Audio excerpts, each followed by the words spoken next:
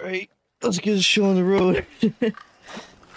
uh, uh, I'm personally just gonna start chatting away. I don't know about anybody else, but, I'll let people, like, come in over time. Honestly, I should have probably just grabbed some food or something right now.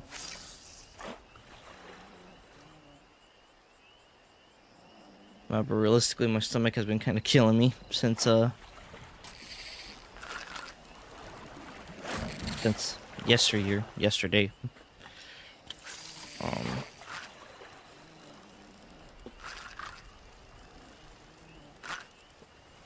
Give me one. You know what?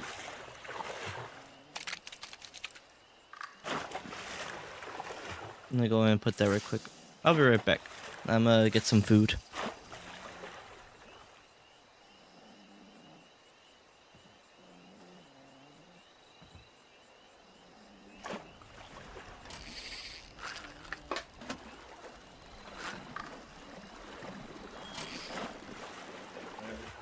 If you guys hear me, I'm just gonna keep out muted. I'll be back.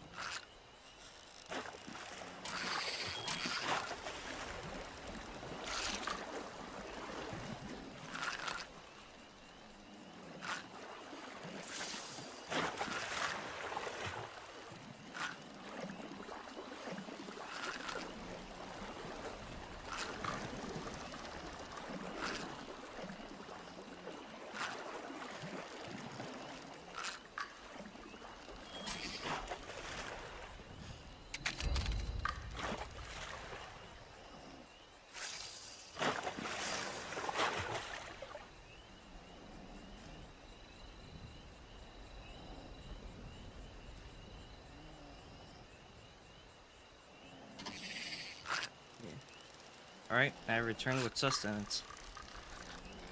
Yeah, let me put that right there. I'm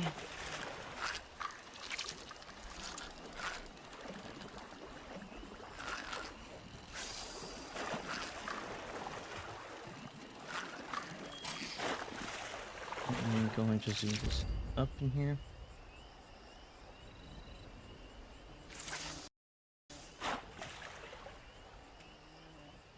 Okay, so while we have still 2 minutes out, I'll talk about more about this at the end.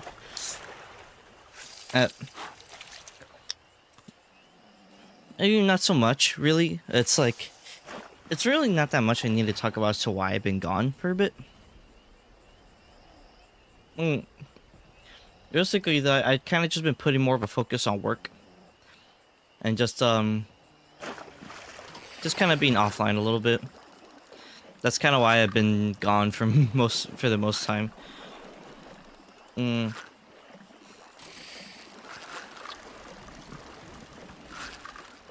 well, I also have a job, so I like that kind of is top priority before anything realistically. So I can't necessarily like I mean, yeah, I'm like juggling doing this is you know, I juggle it. That's all I can really say about it. Actually, let me take off the BRB symbol. There we go.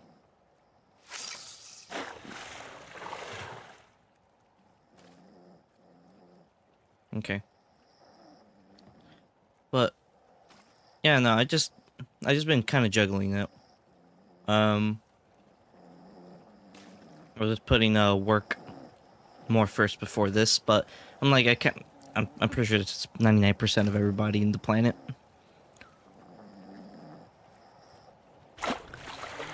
I mean, I do not see this as something to, you know, see doing live streaming as something to get. Oh shit, that was loud.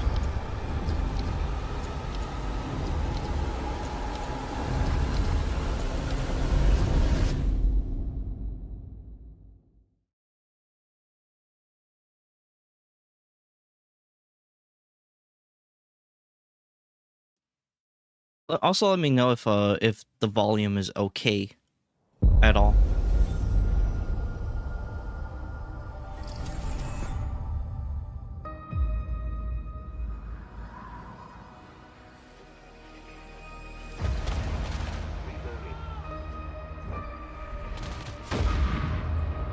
Invasion of Arcadia Day 1027. That the colony is in disarray.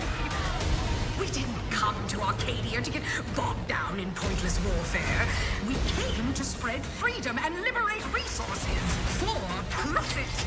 But this pesky Earth Directorate agent is mucking things up. They're not alone in doing so.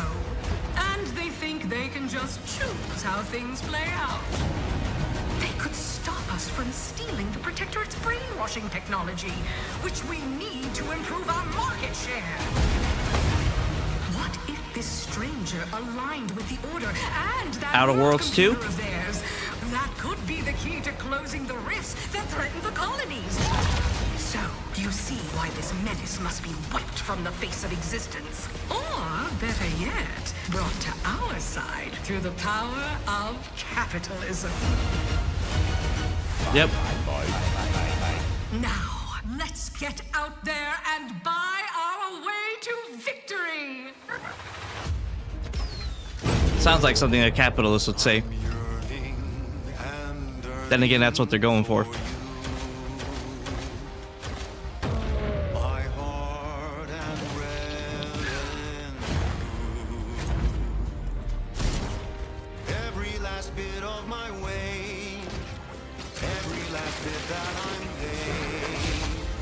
All I know is that this song is probably gonna get my stream copyrighted already, or copyright claimed.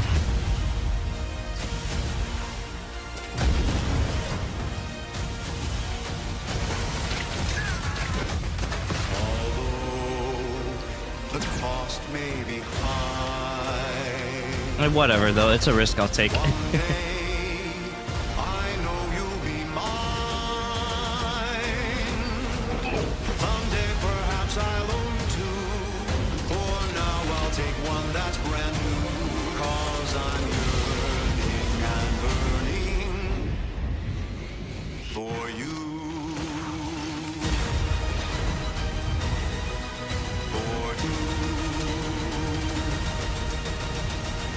Adventure made for capitalism by capitalism. Inflate our impressions and egos by staying tuned after the showcase. Though I haven't debated if I actually want to watch the show, their like separate showcase, but I don't know. World premiere. World premiere. Babe, what's wrong? What the fuck am I looking at? I'm sorry. I've just been so depressed lately. You know, it would fix everything. Humanzaprine.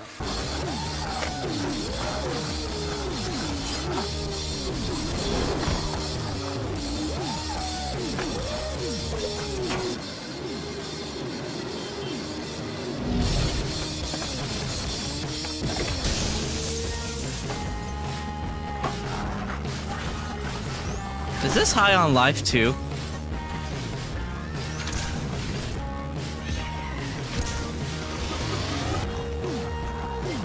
This looks like it would be like a high on life 2 sequel, unless I'm completely wrong.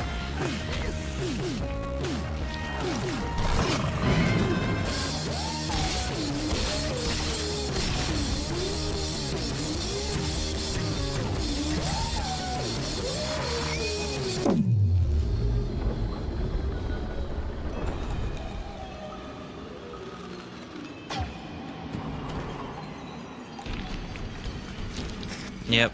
Humans are barely sentient. Scientists have done studies, and their brains are like half the size of ours.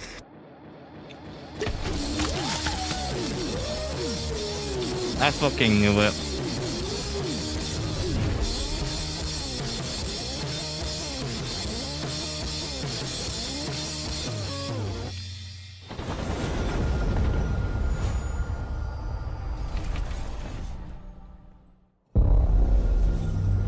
World premiere.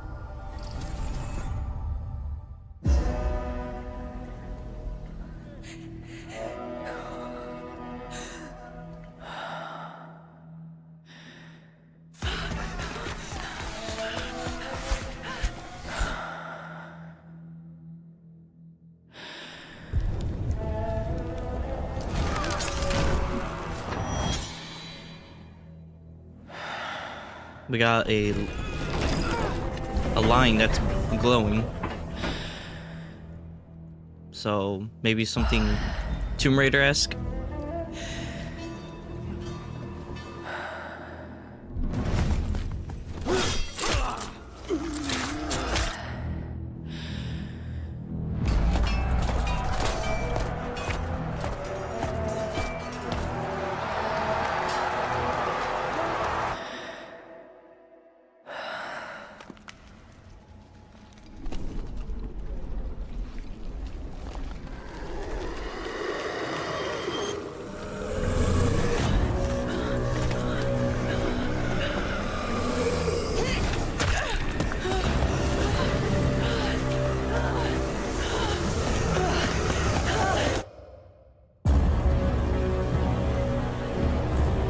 Jesus Christ, that's a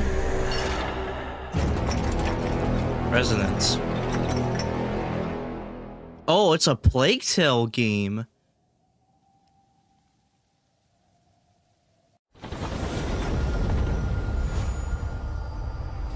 Okay. I haven't played any of the Plague Tale games, so I'm like, that's interesting.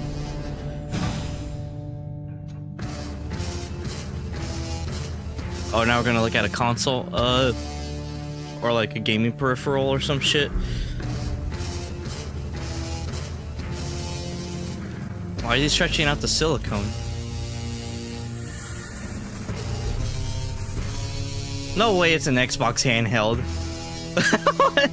They're making an Xbox handheld. That's fucking insane.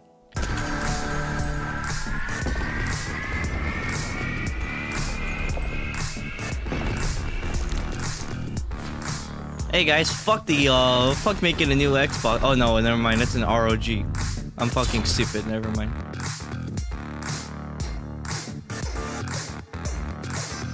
But it does have that Xbox button though. Oh!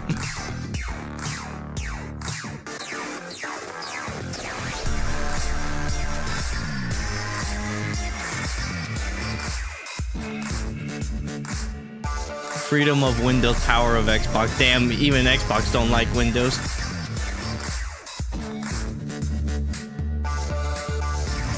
Or no, freedom of Xbox, of Windows. Whatever the fuck it is. It's probably using Windows.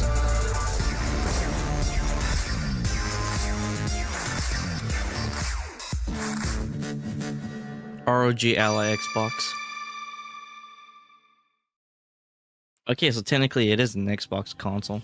At Xbox, we strive to put the player first. And that's what you've seen from us over the years. We've led the industry with backward compatibility. We championed crossplay and cross-progression. We deliver Game Pass. Oh, she's the president of Xbox? Damn, then that's on crazy. PC, and with cloud gaming. So what's next? How can we give you even more freedom, more choice, more ways to play? Our next step is to unify your gaming no matter where you buy or play. So we're building an Xbox experience designed for players, not locked to a single store or tied to one device. The Xbox Ally is an Xbox you can hold in your hands, bringing together the power of Xbox and the freedom of Windows. On this Xbox, you can play games across your entire library, including all the Windows PC game stores, from Xbox and Battle.net to Steam, GOG, and Ubisoft Connect.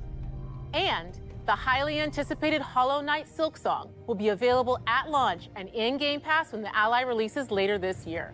In fact, every new game you see in today's show will be playable on the Xbox Okay, wait, I didn't Ally. see nothing about Silksong being talked about. Wait, is Silksong actually coming We have out? always wanted you to have the unique experience of Xbox on It's any like right screen. fucking there. That's why we're investing in Xbox Play Anywhere. Whether you're playing on console, PC, smart TV, or any Windows handheld like the new Xbox Ally, the Xbox experience roams with you. Your library, progression, friends, and achievements. There are over 1,000 Xbox Play Anywhere games on Xbox today. And every new game you see in today's show Expedition 33. from our partners and our studios is Xbox Play Anywhere. And because it's Xbox, you can always have access to Game Pass with a diverse lineup of games from the biggest franchises to critically acclaimed indie hits. This is the freedom we believe players should have. Any game, anywhere. And we are giving it our all every day to make this vision real. But it all comes back to the games. From Dead to Rights on the original Xbox to Armored Core 6, our relationship with Bandai Namco Entertainment has stood the test of time. We both believe in bringing amazing experiences to players around the world, and their next game does exactly that. From Rebel Wolves Studio, this is a story-rich action RPG steeped in dark fantasy that I can't wait for you to explore. Thank you, and enjoy the rest of the show.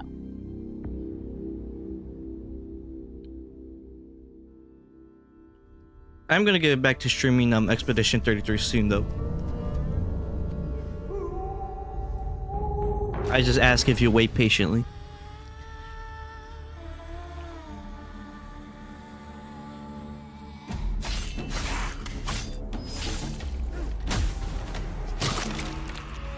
Monsters have always been here,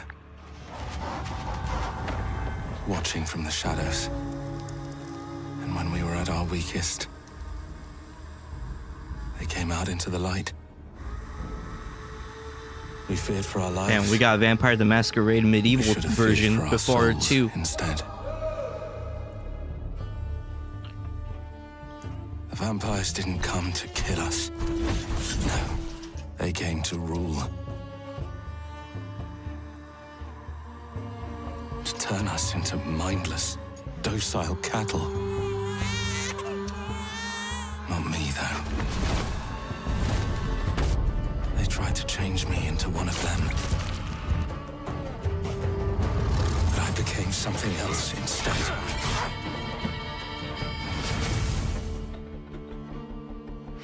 Their worst nightmare.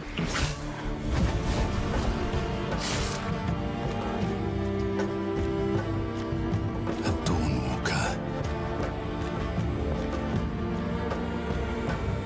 Trapped between the two worlds. Fighting to even the score. Fighting to understand the evil behind it all. He is out there watching, seeping into you, growing.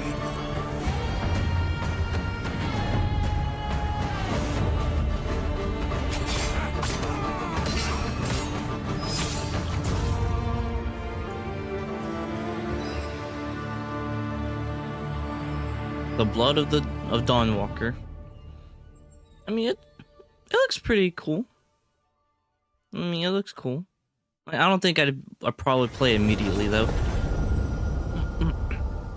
Yes, I know. Play anywhere. World premiere.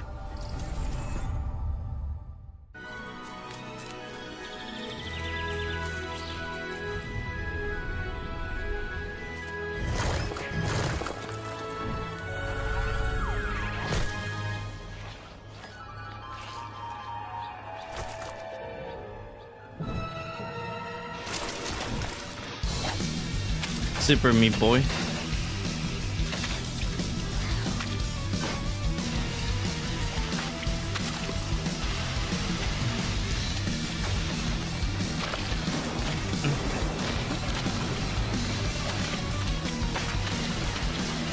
I mean, I'll be real, platformers are not really my thing. I mean, it looks cool though. I'm like, but no, just platformers weren't for me, or are not for me like that.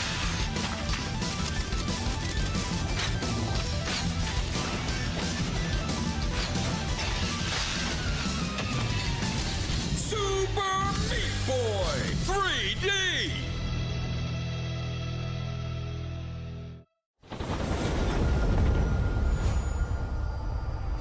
Play day one on Game Pass.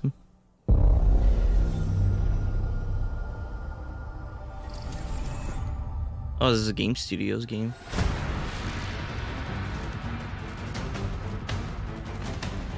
Koei Tecmo? Watch your back, Yakumo. You're a wanted criminal now. By Team Ninja. I'll kill the Dark Dragon myself. It's my mission. My duty as a Raven Ninja.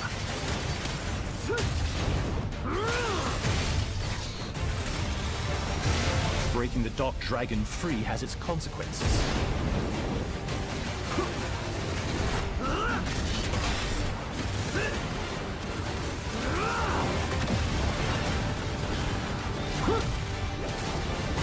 This is it. Sayori. Ryu. Is that there's something I need Hayabusa? your help with. I'm probably wrong though.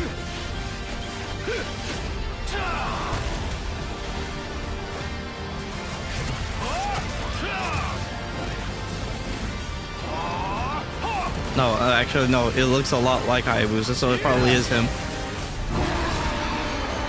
Like, I was just gonna say, is this under the Ninja Gaiden?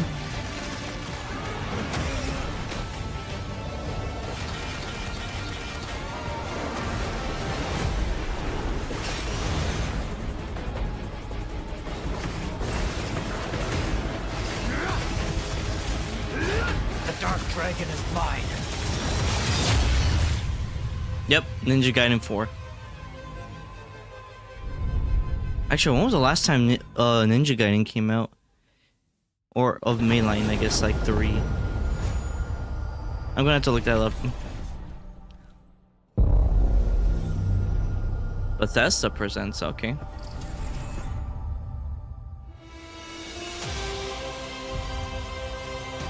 Oh, it's Indiana Jones! Here we go. Is it a DLC? Good luck, Indy.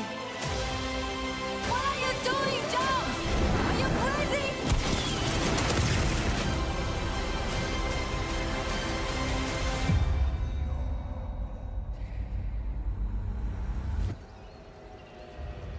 This is where it starts.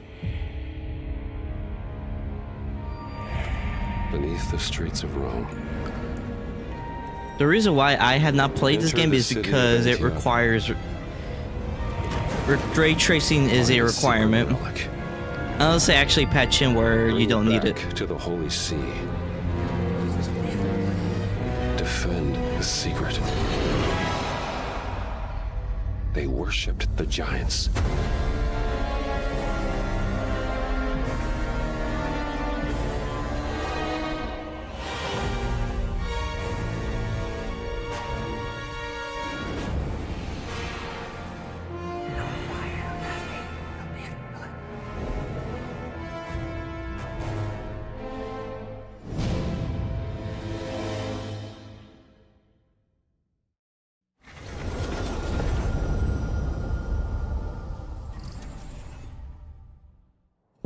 Okay.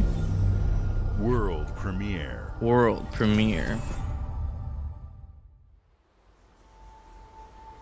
はるか昔、この国に輪廻の獣が現れた。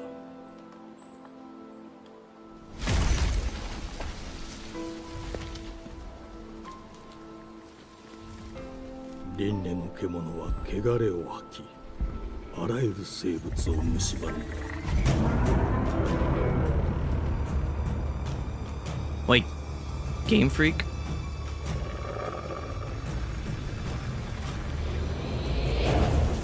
Game Freak making a game outside of Pokemon? That's well, actually, look, I don't know any other games that Game Freak has made.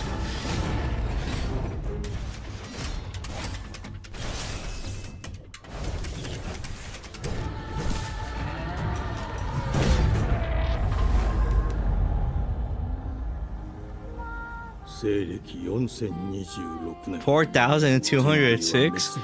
Well, goddamn.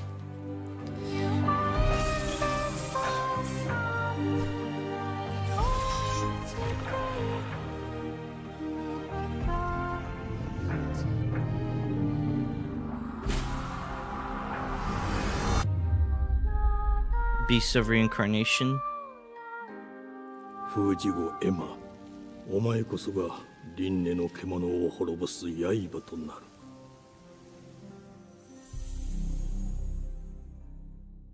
Okay. I'm gonna have to keep an eye on it since it's like a game that Game Freak is making outside of Pokemon, at least for me. Let me know if there's any other games they made outside of Pokemon too. The glittering streets of Avalon sure do shine. Because they swoop their filth down to us. Clockwork. This has to be Clockwork Planet, I think. Or Clockwork something.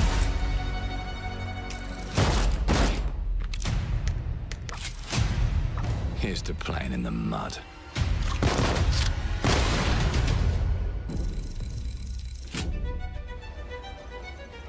Life here ain't for the soft-hearted. You will be paying me back until you fucking rust. It ain't for the spineless. To keep your filthy pickers off me. And it's The sure pissed off shite doll. ain't for the decent. That's a clean sweep for one. The knob.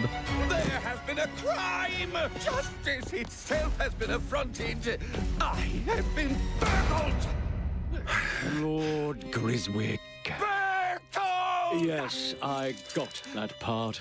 Do you know anyone who might wish you ill?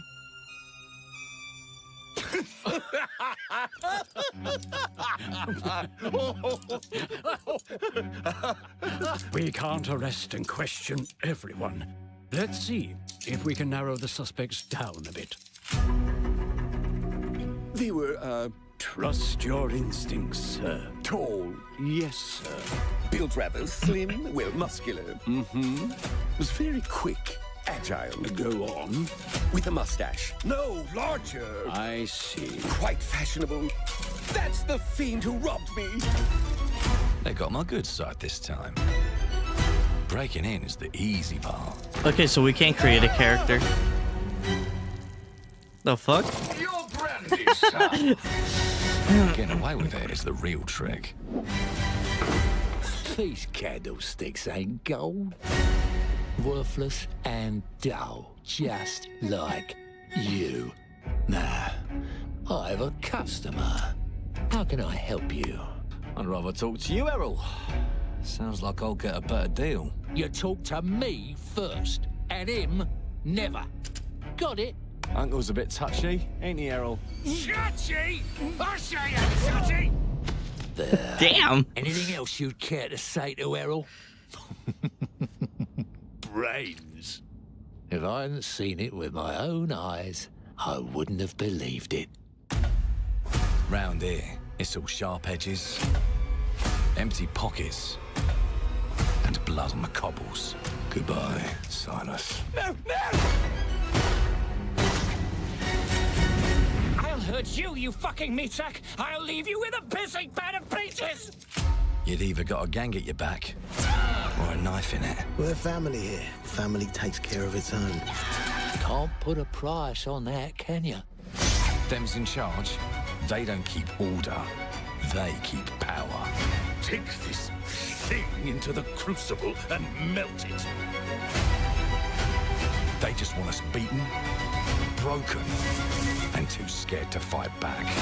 I don't want to kill him. That's why it pays to be clever and well-armed.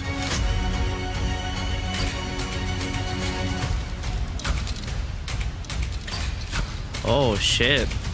Let's go and end a few arguments. They're really leaning into like the steampunk of the customization of the weapon, which I really like. Far worse. Time. And if they can rewrite history, they can rewrite us. But look who just found Mummy's keys. Now I can fiddle with time. Put the bullet back in the barrel. Bring the chaos to a crawl. Take a mistake and make it like it never happened. We can change the world as we know it. One choice at a time. And I can even go back and change the past to change the future. And let me tell ya, the hunters don't like it when the rabbits got the gun.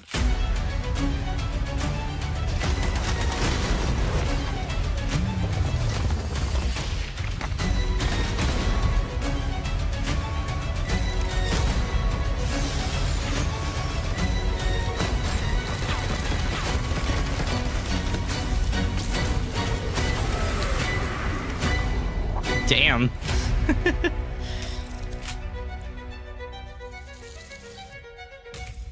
Now let me alone and piss off. Okay, I'm like, I think I can get down with Clockwork Revolution.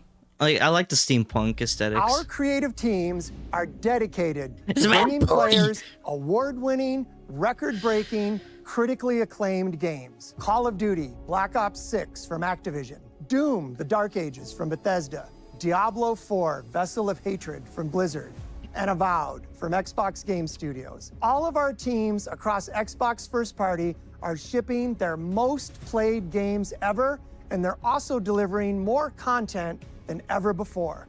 From original single-player experiences to vast online worlds, our teams are empowered to build the games they've always dreamed of. We want our players to have the choice and flexibility of where and how they play the games our teams make. So of course, our games will be available day one in Game Pass, and every new game we make for both Xbox consoles and PC will be Xbox Play Anywhere. On behalf of our creative teams, thank you. These experiences don't stop when you put down the controller. As you've seen in recent years, more and more of our characters, stories, and worlds are expanding to brand new audiences through TV and film. A Minecraft movie and the Fallout Nasty. TV series broke records and brought millions I still of need to players watch that into one. the game. We have more projects in the works as gaming continues to influence film and television like never before.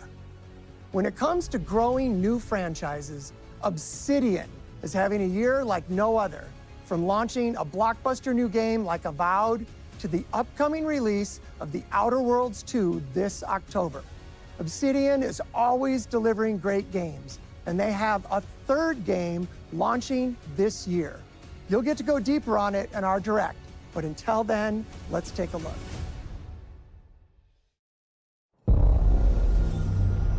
World premiere.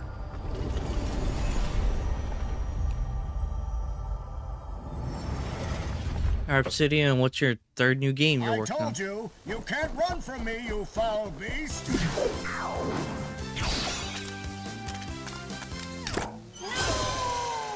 With new flexible legs, the Yoke Girth action figure can ride anything.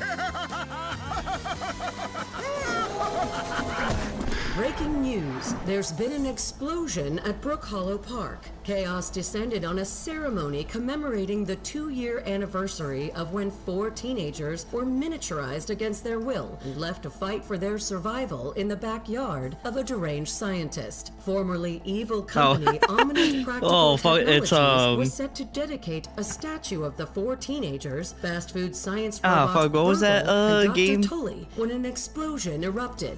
Dr. Tully Overgrown? and the teenagers' current whereabouts are also unknown. I really don't remember.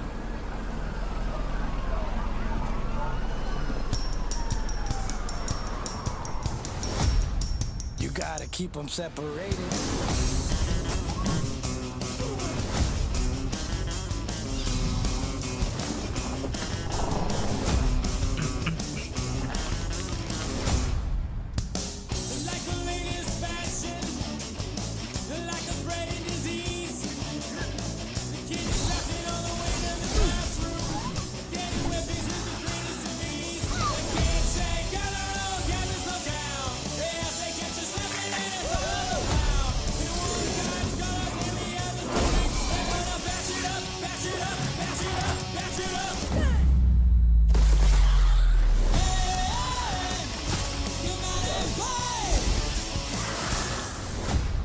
Oh no, grounded, yeah.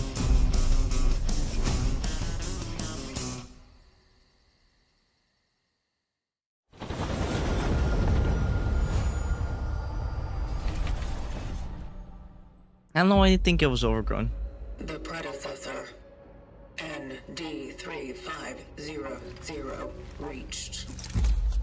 Accessing predecessor's travel log. Attempting data salvage.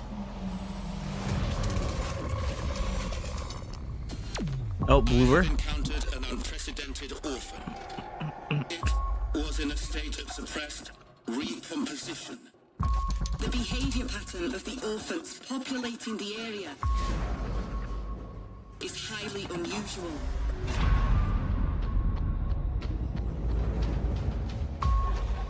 They become exceptionally aggressive.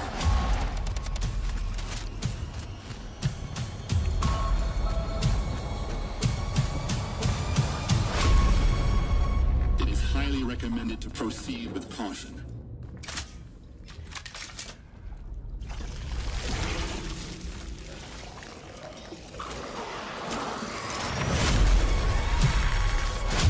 They seem to act more consistently, in coordination. Destroying the nest is now a priority. Oh god. Was that a big girl with big bazongas moving up and down? That's wild. Kronos, the new dawn.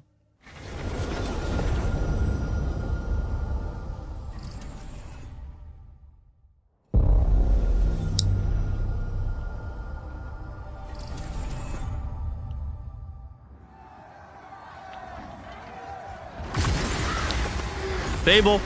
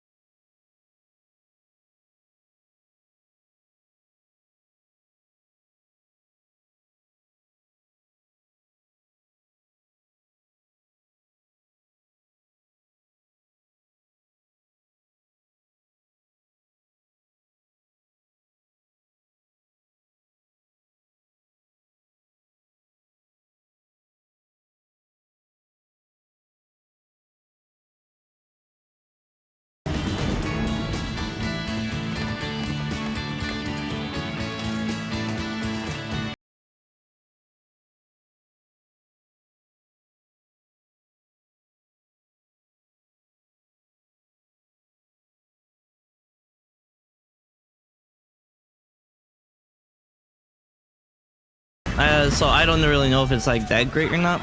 I mean, my brother has played it, and from what I heard, it's good. Season of the Worm Cult, coming June 18th. No, that's like in 10 days. 9 days for some people. World premiere.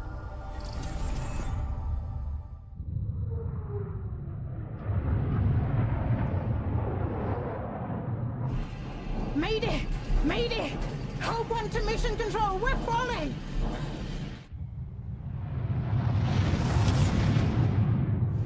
Thomas, the ship's breaking apart.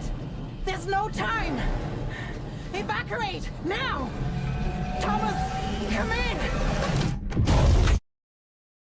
Ariane, you sacrificed everything for a new world, to save mankind. And I'll always love you for that.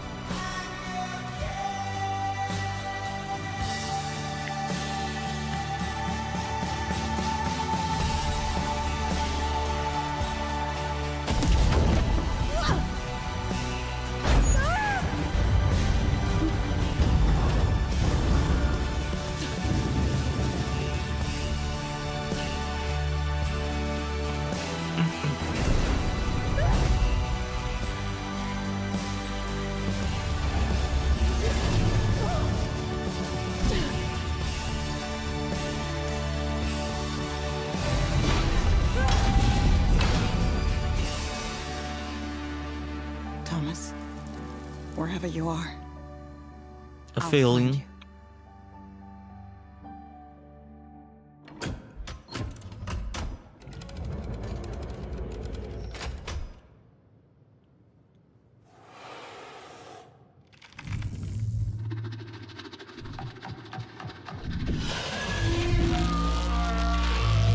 Oh shit. There is a monster.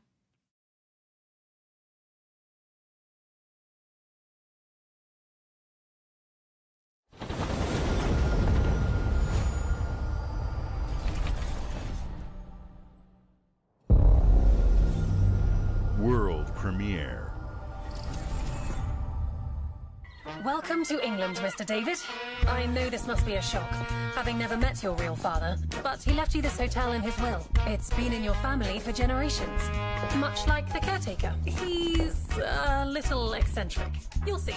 Let me welcome you to the Grand, a hotel famous across the land. Every room used to be in such high demand. Your wish our command here at the Grand. Hold up. Let me just do that. It looks like you're about to do some renovations. Would you like some help with that? Oh. So my father was renovating. Let me go ahead and also zoom this back in. Not just the hotel. He was helping the entire village. You have his power tools. You know, you could pick up where he left off. You seem like a good man, like he was. Oh, I'm in. Okay, never mind. They don't suspect a thing. Just make sure the locals don't get wind of what you're really up to. Because if they find out, they will wicker man your ass. You keep looking into things, and things are gonna start looking back. Don't make the same mistake your father made. In this place, the only one you can really trust is me.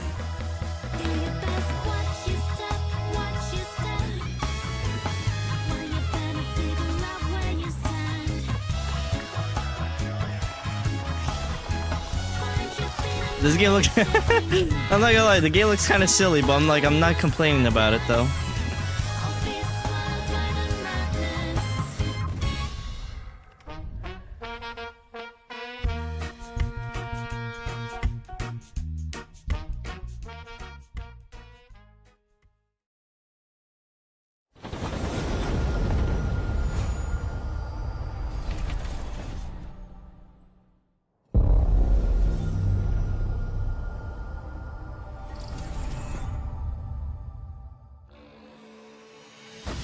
There are as many gods in the world as there are stars in the heavens. And when we need their help, they send us a hero. Who would have guessed the defender of my homeland would be my daughter? She She unlocked the heavenly spear. But is she worthy?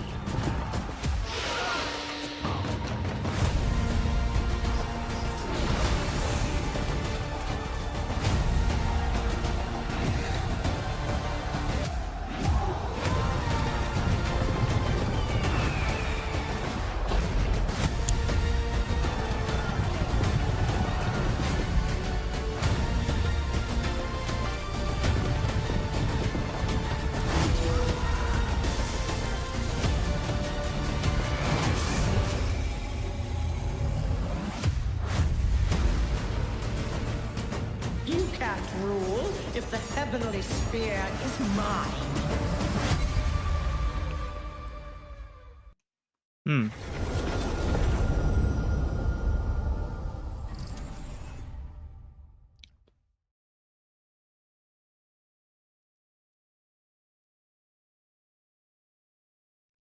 I'm gonna have to like change up 주권 국가의 자주적 결정을 누가 허락하는가? who comments on the streams because 만약 I 이 just keep 결정이 getting bots 패권 국가의 특정 정치 like all 집단의 the time, 이익을 so I'm 저해한다. like it gets annoying. 당신의 특정 행동이 대중의 의사결정에 영향을 미칠 수 있으며 반대로 누군가는 당신의 의사결정에 영향을 주려 한다는 것을 인지할 때 자신만의 온전한 입장을 세울 수 있지 않을까? 당신의 입장은 온전한 본인의 판단인가? 그렇게 믿고 있거나 믿고 싶을 뿐.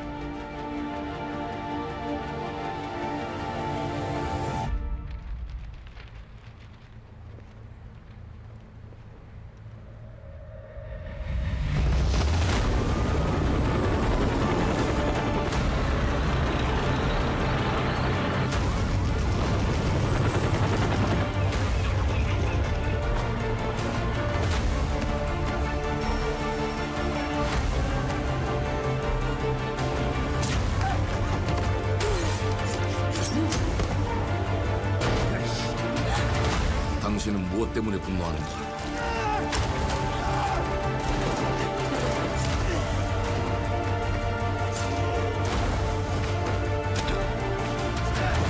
당신의 분노는 스스로 결정한 것인가?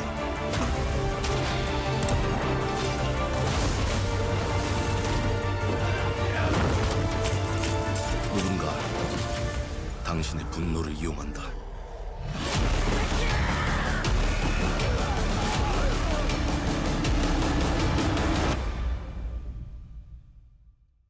지정태. 지정태.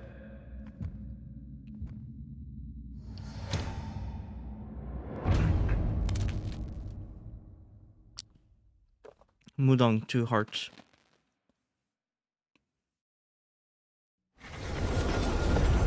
I mean, it looks interesting.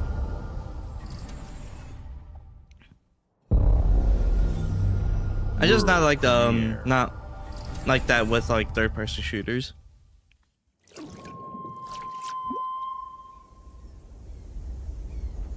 E ora olaiem loite fativi. Novo. Ilo? Te kemaite mana.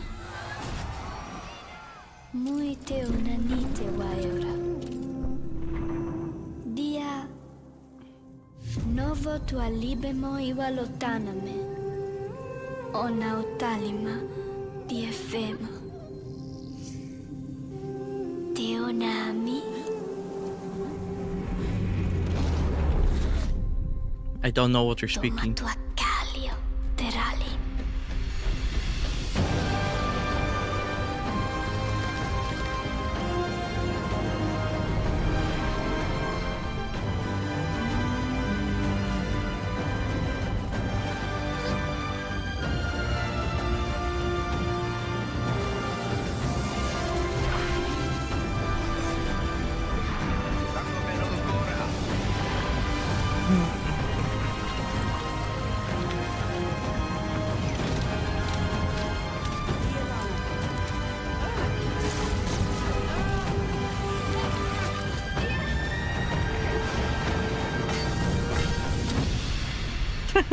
It looked like he like hit him like that for real. It looked like he just slapped him.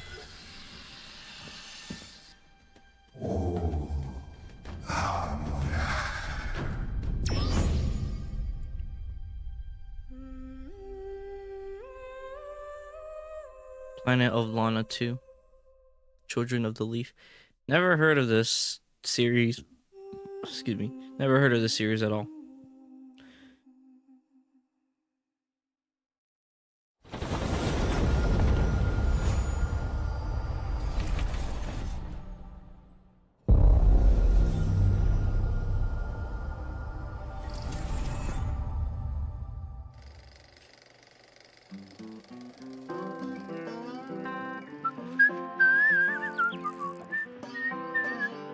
Well, hello there. Beautiful day to relax by the old fishing hole, wouldn't you say?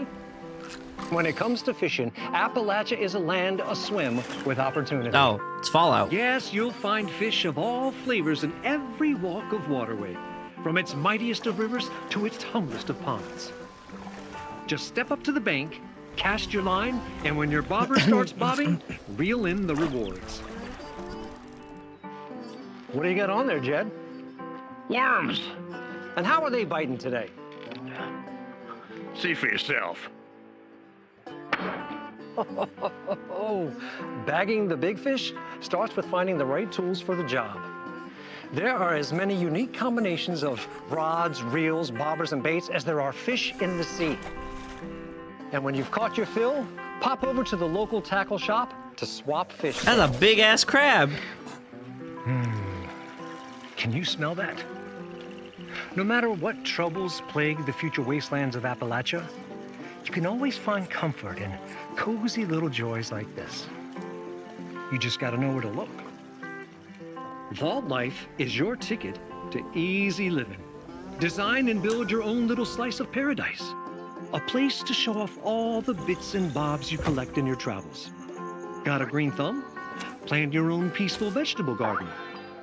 And nothing warms the heart like a neighborhood cookout. Ah, community makes a wasteland a waste home.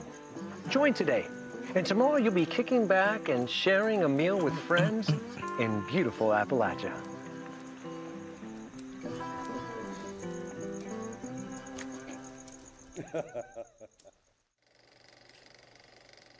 Gone fishing. World premiere.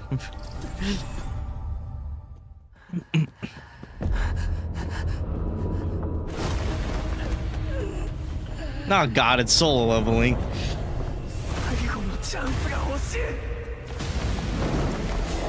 Arise! Arise! Let me shut up.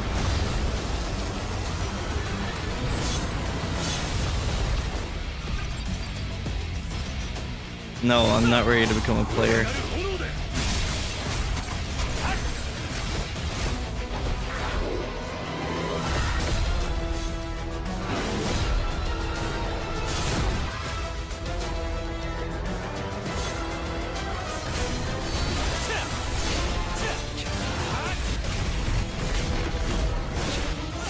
I'll be real, I honestly don't care about this game.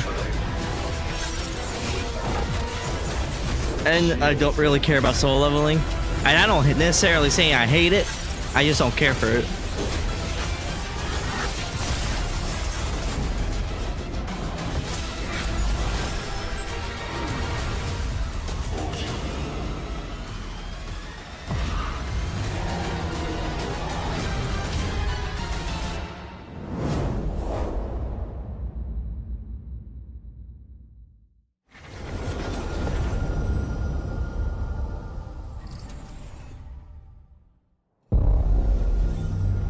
World premiere.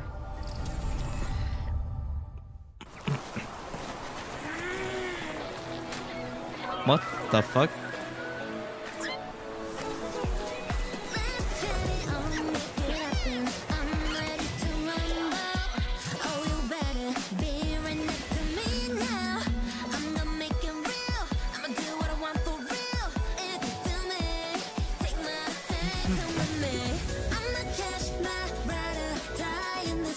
My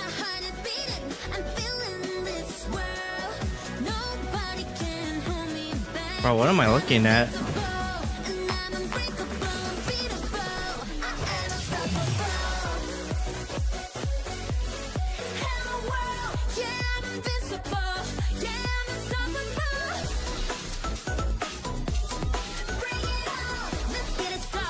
So it's like Pokemon, but you can transform into the Pokemon.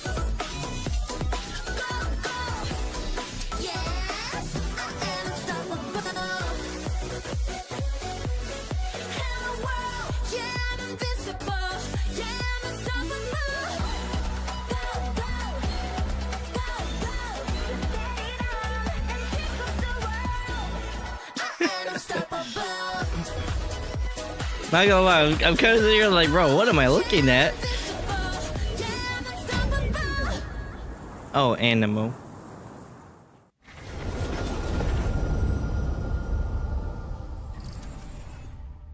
I mean, the music was kind of cool. Hey, what's up, everyone? It's Tony Hawk Pro Skater. I just want to say thanks to everyone for all the love and support we've seen since we announced Tony Hawk's Pro Skater 3 and 4 a few months ago. These games have changed my life. But more than that, man, I've seen them help spread a Tony love Hawk and appreciation for skating is old, all over bro. the world. I still remember when he was like, the team.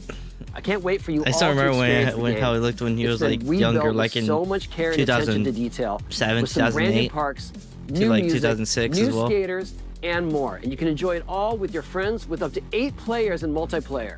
Tony Hawk's Pro Skater 3 and 4 officially drops July 11th, and we have a lot more surprises to come. Check out the launch trailer now.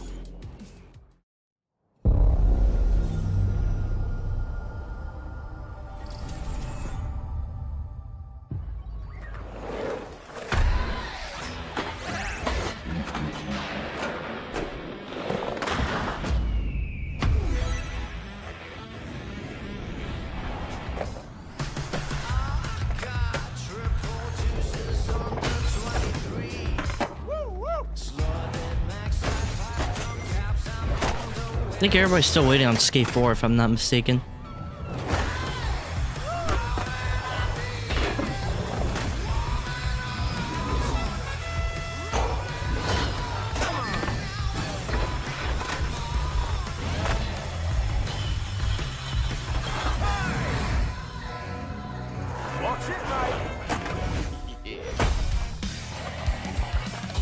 Ah, shit, I remember this song. Oh, shit.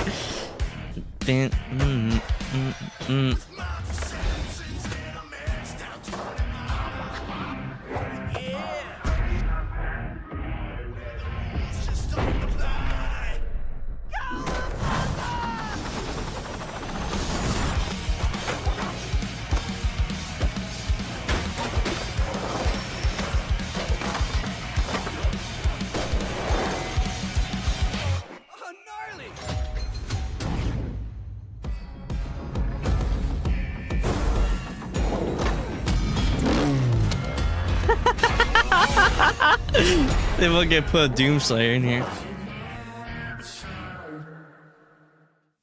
I can't believe they hit me with that fucking song from Tony Hawk 2, because that shit fucking slapped. World premiere.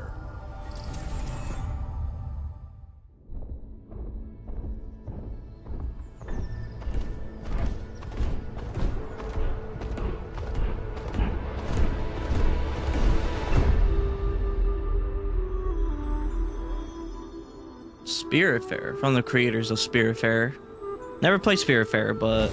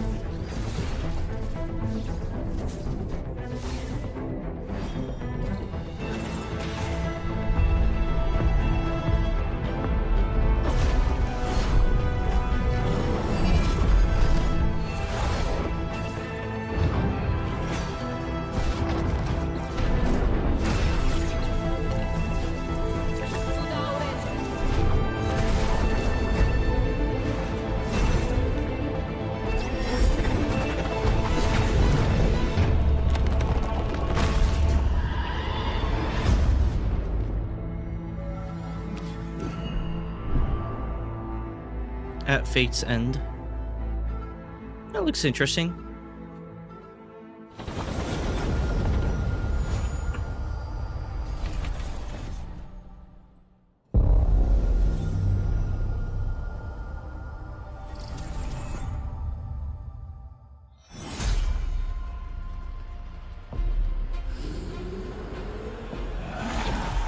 Oh, E-Day, Gears of War E-Day.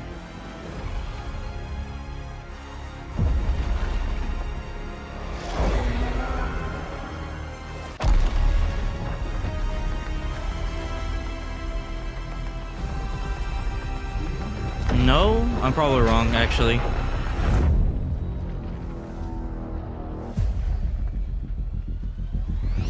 Oh yeah, I forgot that Gears of War is coming to, they got other consoles. You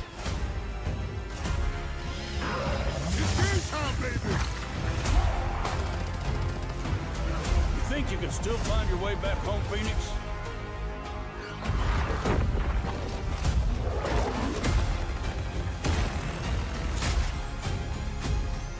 Looks like they upgraded. Nausea, baby! Let's do this.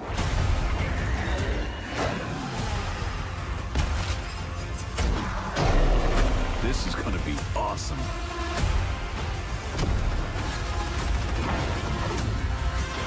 Honestly, I'm just gonna go ahead and say this. I don't think anybody should actually be upset that Gears of War is coming to to PlayStation. And besides, it's been many years anyway, so it's like I don't know why people are upset about it. World premiere.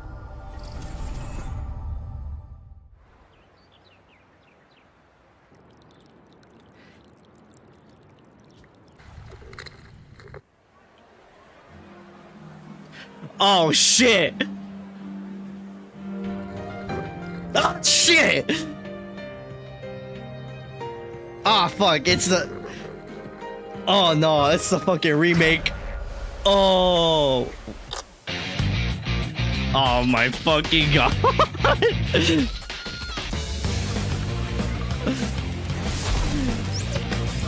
Oh, son of a bitch. I mean, look. It didn't need a remake, but we're getting one, so it's like I might as well just be excited for it.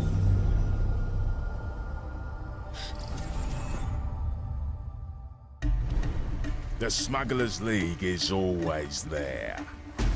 But you won't see us. You won't hear us.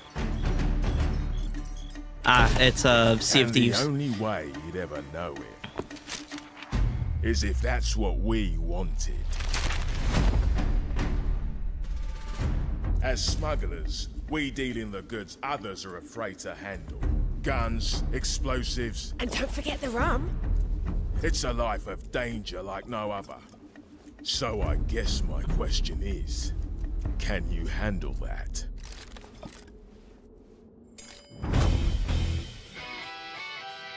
Getting your hands on gold is one thing, but you should know that this is what we're really after. The bigger the room, the better.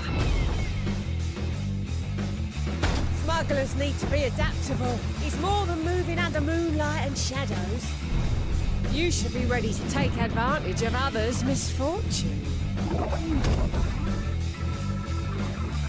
Stealing, of course, is always an option. Just do whatever it takes to get the job done.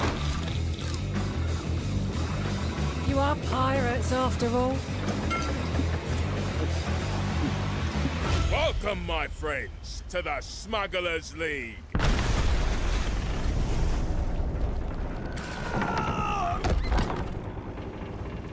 You're paying for that. Smuggler's Tide. 17 seasons? Jesus Christ. Oh, and it's coming on BattleNet. Okay.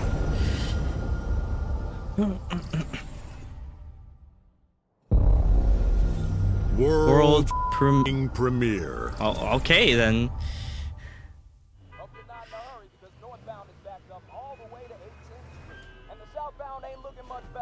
This is ridiculous. Please, come on. God damn. Is this Invincible? Or the boy, or something to the boys? Probably the boys. Oh no, yeah. Oh, yeah, I was right. Invincible. No, Dad, not even close.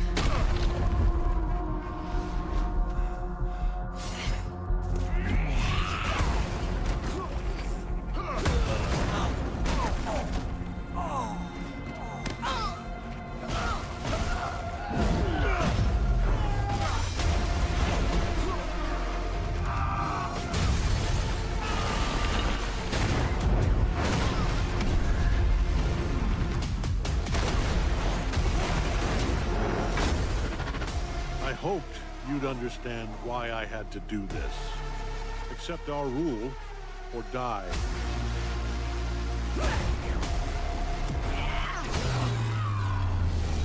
I'd like to propose a third option.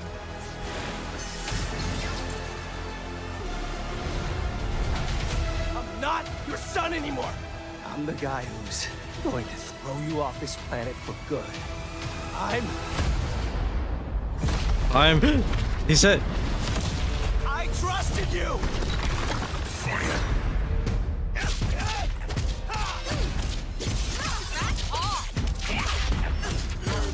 Ready to bleed? This is over.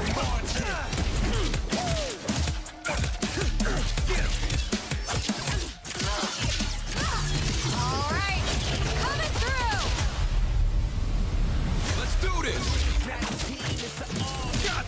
Oh, so it's doing the cross tag, the Arc System Dragon Ball Fighters cross tag battle method, but three on three. I am ending you. I see it all now.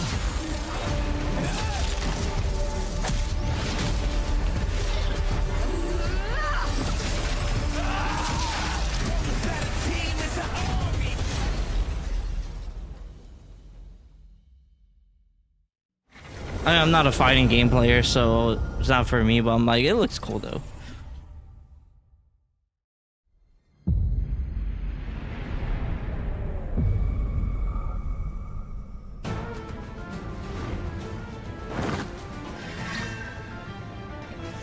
Oh, finally, the contract with Square Enix and Sony is about to be over.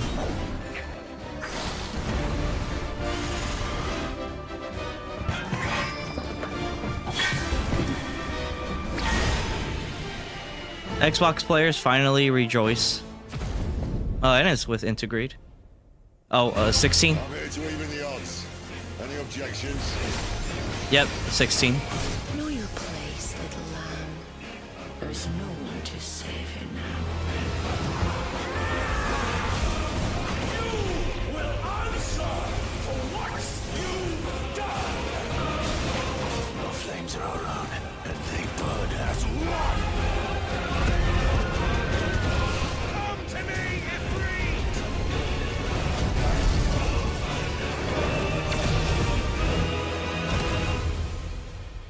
Valisthea cannot endure a second claim upon her being, but she may yet be saved by you.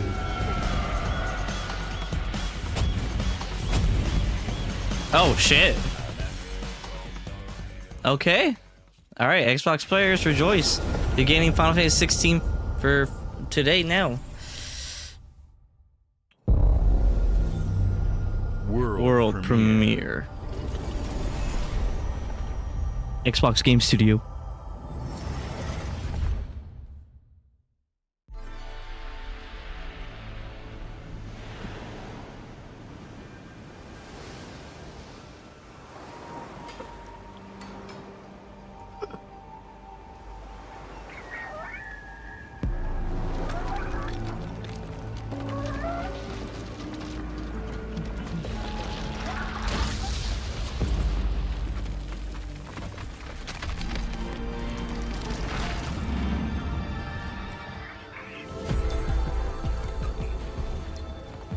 What in God's name am I looking at?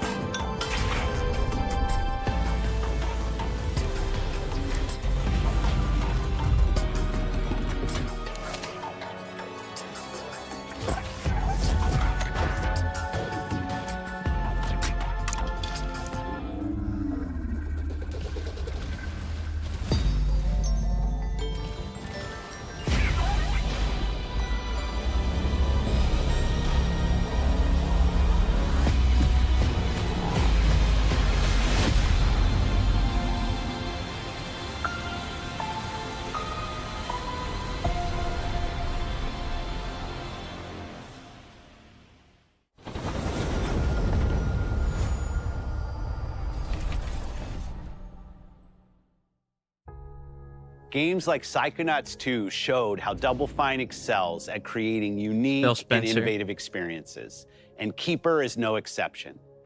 Looking ahead, next year marks 25 years of Xbox. This is real. This man, a big milestone Phil Spencer, for the was fatter platform and back then. Now he's a lot you thinner. helped build and make popular. We couldn't have done this without everyone who's been with us on this journey. As we think about bringing a new generation of players to these iconic franchises, I'm excited to share that players will get to celebrate 25 years of Xbox with a new Fable, the next Forza, Gears of War E-Day, and the return of a classic that's been with us since the beginning. Today, you've seen an incredible range of games from creators across the globe. Creators like In Exile, reaching for new heights with Clockwork Revolution. Sluggerfly, making Team Meat's modern classic platformer into 3D. Square Enix, bringing more of the critically acclaimed Final Fantasy franchise to our players. And Team Ninja, returning to the beloved series they debuted on Xbox. You've also seen the next Xbox hardware release, our Xbox Ally handheld, which lets you bring your Xbox experience and your library with you anywhere. I hope you enjoyed the breadth and depth of the games, updates, and experiences that are coming to Xbox from our partners and our own creative teams. We're seeing more players on our platform and in our games than ever, thanks to all of you. We're proud of the creativity that Obsidian is delivering this year. Immediately after Showcase, our Direct begins, where you'll go inside the studio for an extended look at The Outer Worlds 2 and Grounded 2. Thanks for joining us today. But before we get into the Direct, we have a final world premiere. Enjoy.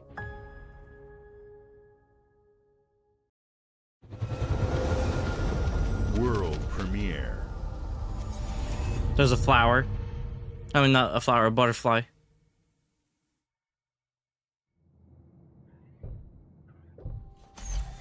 Welcome to the Guild. We have been expecting you. Please, follow me. You already know us as a global tech leader. Our software, our systems, combined with our skilled team, is designed to save lives. Your years of service have shown you the importance of our work. Here, you'll witness the global scope of that mission in action. Let me introduce you to our esteemed visionary.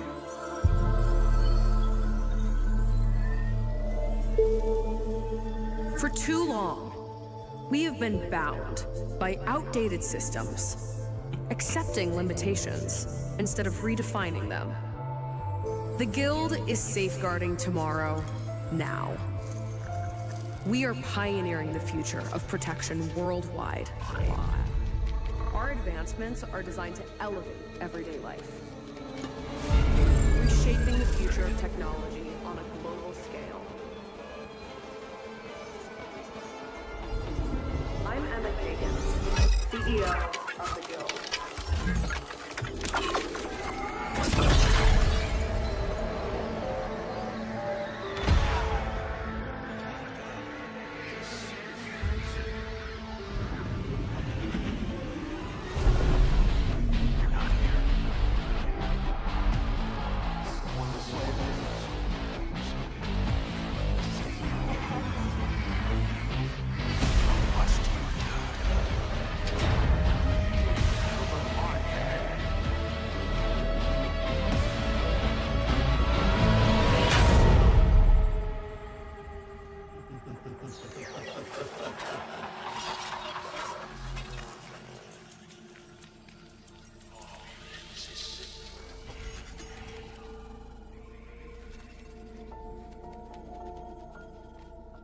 Fear is a powerful thing.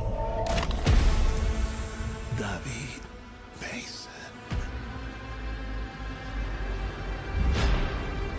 Menendez. Oh my god.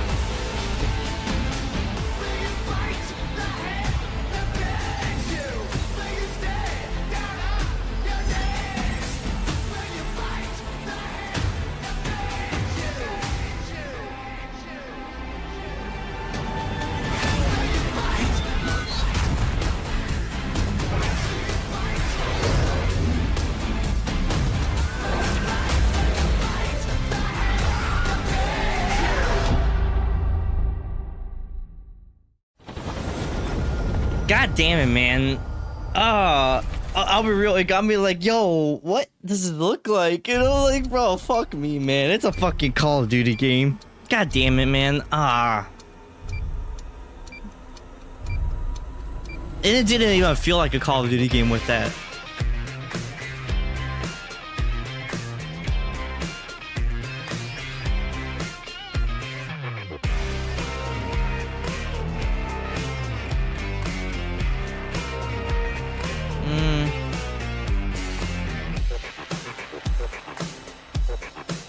Welcome to Obsidian Entertainment.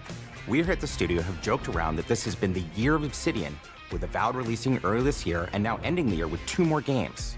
And what better way to cap this incredible year for us than by doing what our studio does best, sequels.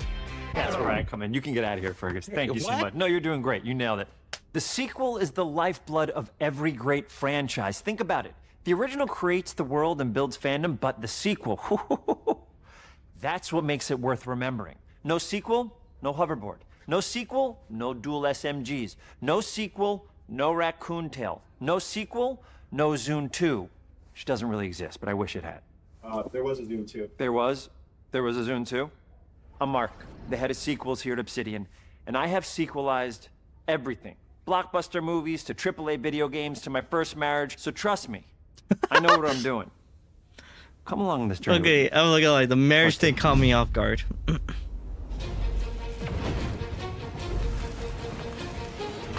Let the killing commence.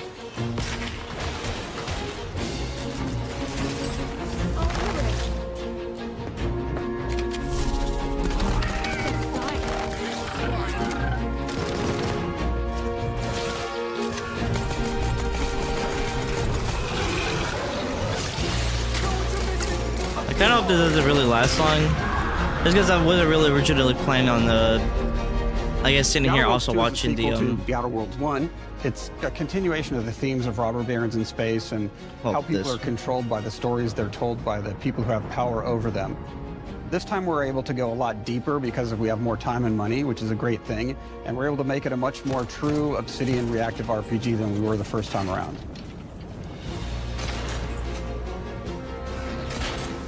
So we're going deeper and more complex with everything for this sequel. Deeper story, lore, RPG interactions, reactivity, all the things we've been known for as a company. It's really a complete realization of everything people want from an Obsidian game. Surprisingly, this is the first time in over 25 years that I've had the chance to do a full sequel for a world that I helped co-create. It's really just a fantastic opportunity to explore and expand the universe in interesting ways, and to go even further with the themes of how people are affected by living in a dystopian corporate reality. You can shoot your way through it, you can talk your way through it, you can sneak your way through it. And so no matter what kind of play style that you like, this is just an awesome franchise and an awesome game to jump into, even if it's your first one. The first Outer Worlds was a great base to start from, as it has all the elements of a great Obsidian RPG. Interesting characters, deep worlds, important choices. In the Outer Worlds 2, not only did we want to double down on those elements, but we wanted to give players even more of it. We've also put a lot of investment into skills and traits that impact things like combat, conversations, and areas that we call RPG interactions, which are the part of the world where players can use their specific skills, perks, and backgrounds to solve problems in unique ways in our new, bigger worlds.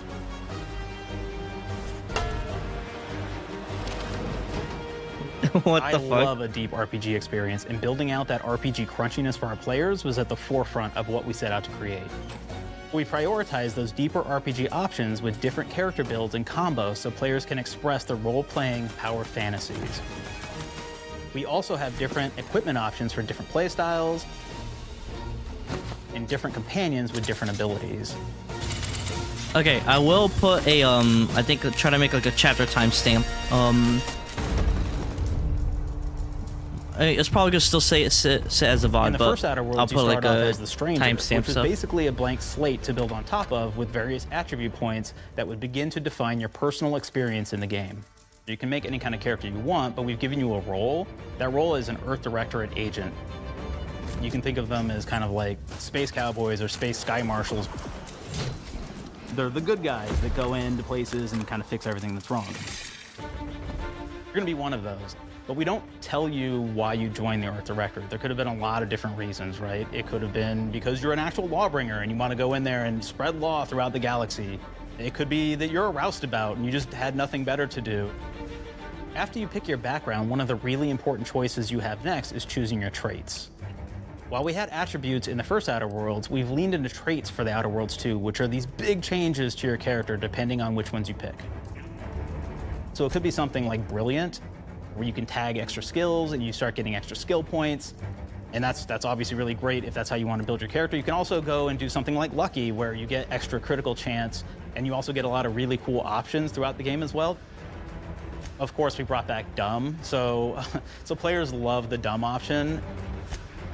Tell me, do you believe in signs?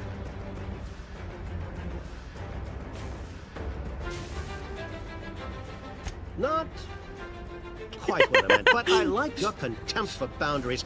I could put your adventurous spirit to good use. You get like lots of really cool, fun conversation options in the game, but we took that even further. And again, there's lots of elements in the game where you can be dumb and use that for something. Could be something as simple as banging on a machine to get it to work. After you've invested in some of your traits, your next choices are going to be choosing your skills. The skills themselves basically allow you to build on your playstyle and what your character is doing in the game. That will be everything from playing stealthily to speccing for an explosive specialty.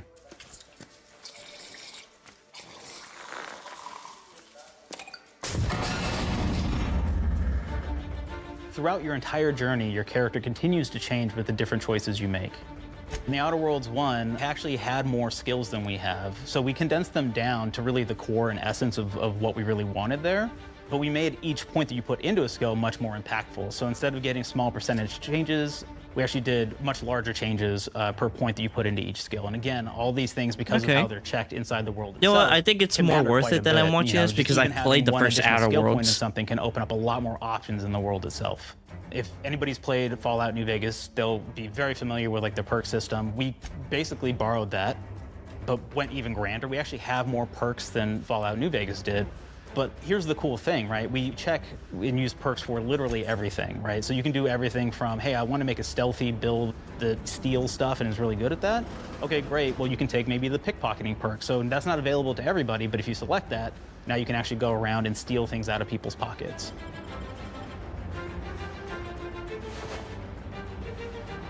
There's another perk called heavy-handed, right? Where say you're a melee person, what this does is now your power attacks that you use actually knock people down. Oh man, I really like the serial killer perk. As you Wait, start what? killing people, they will drop hearts. And you can take those hearts, and essentially you're taking these trophies, you could say, and it's actually giving you a permanent health bonus every time you do it. We have this perk called Assassin. Now, this is an early game perk that you can take, which every time you stealth attack an enemy, you're actually going to get a movement bonus for a certain amount of time.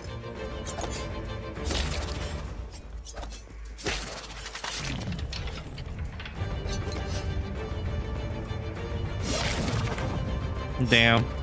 Unfortunate.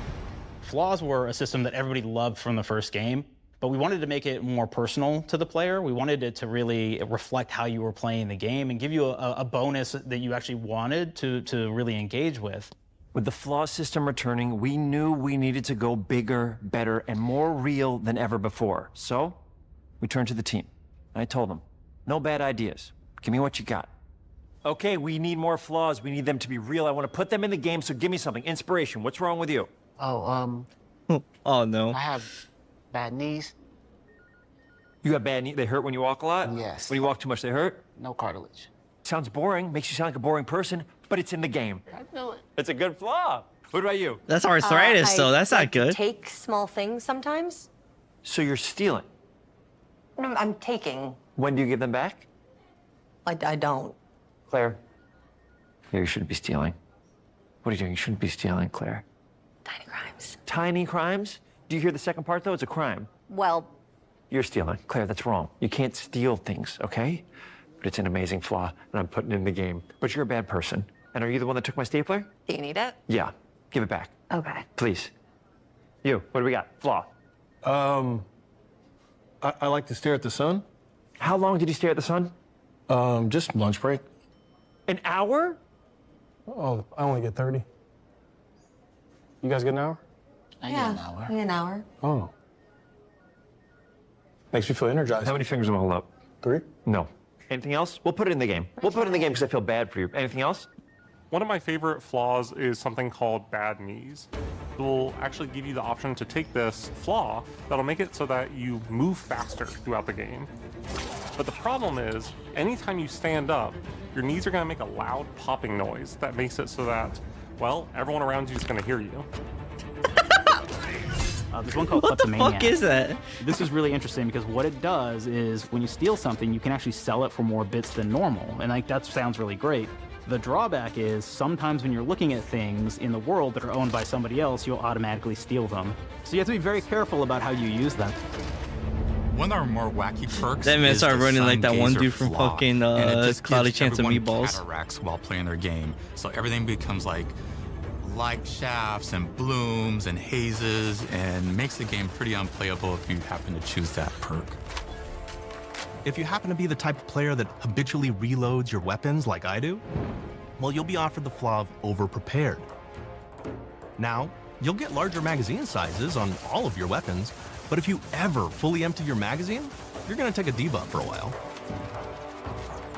While we support options like being a gunslinger who wants to key into destructive weapons, or a rogue who wants to alpha strike their enemies before they know what hit them, we also allow for a lot of fun and experimental builds. You can be a mad scientist who utilizes gadgets and wacky science weapons and armors, or even a psychopath who gains permanent bonuses to health by murdering their friends. Nothing shows the impact of these character build options better than, in my opinion, the bridge area, which has a quest you get early on in Paradise Island. The bridge. Not only do you kind of encounter this very early, and it's a very core one to the story, but it really expresses our philosophy of allowing the player to solve problems in a bunch of ways.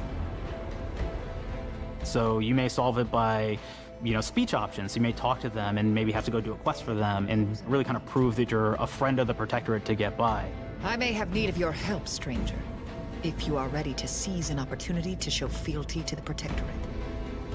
You could go guns blazing and you could just take everyone out inside the POI, lower the bridge itself, and kind of get across.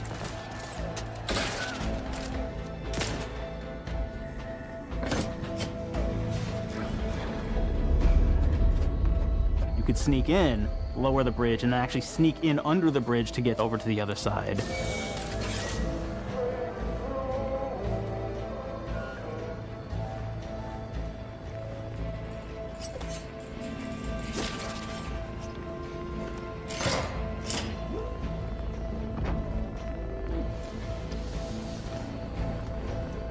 You can bypass the bridge entirely if you found like certain gadgets, like the shield gadget that protects you from poison gas as you go across, or the double jump boots, which kind of allow you to jump across the chasm and get across that way.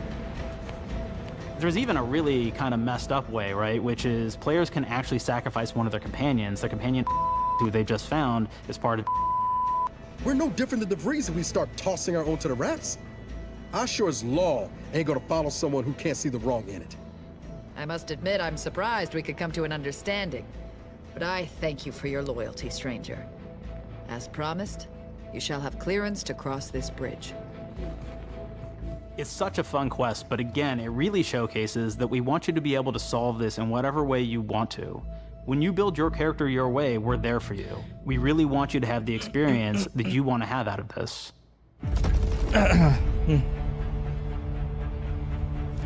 From the very beginning of our discussions about the Outer Worlds, we really knew we wanted every game to take place in a different colony. This lets us expand on all aspects of the universe. Every colony can be its own thing with its own flavor, and we can center them around anything we want, any ideas or setting we're interested in. Arcadia is an isolated colony with abundant resources, and it's run by an authoritarian faction called the Protectorate. Their dictatorship is thematically based around the question of how much freedom people will give up for security and luxury. For Protectorate subjects, unfortunately, that answer is everything. The Protectorate is also incredibly wealthy because it was founded by the inventor of the skip drives, which are the Outer World's faster-than-light engines. But those skip drives are starting to cause rifts in space-time, which are cutting off all the other colonies on Earth from being able to trade with each other. The Order of the Ascendant is an offshoot of the Order of Scientific Inquiry from the original game, and like them are a science-based religion with the same goal of solving the universal equation, which will allow them to predict and alter the future to the benefit of all mankind. They used to be part of the Protectorate, but they split off to focus on solving the equation for the good of everyone, not as a way to simply control the masses. Interesting. The player's been sent to Arcadia as an Earth Directorate agent to find out how the skip drives are causing the rifts and what can be done to stop them. Each of the factions have their own solutions to the rift problem and their own goals. The Protectorate wants to close them to protect their legacy as the inventor of the drives and their wealth. The Order wants to close them not only for the good of everyone, but also because they're complicating the math they're using to solve the universal equation. And Antes just wants to be able to open and close them at will to control all the trade routes between the colonies. In addition to expanding the themes and lore of the Outer Worlds, we're also expanding the humor, moon is insane. so each faction has its own flavor of absurdity. Anti's Choice is a merger between Anti-Cleo and Spacer's Choice from the original game, and there are corporate representatives in the Outer Worlds too.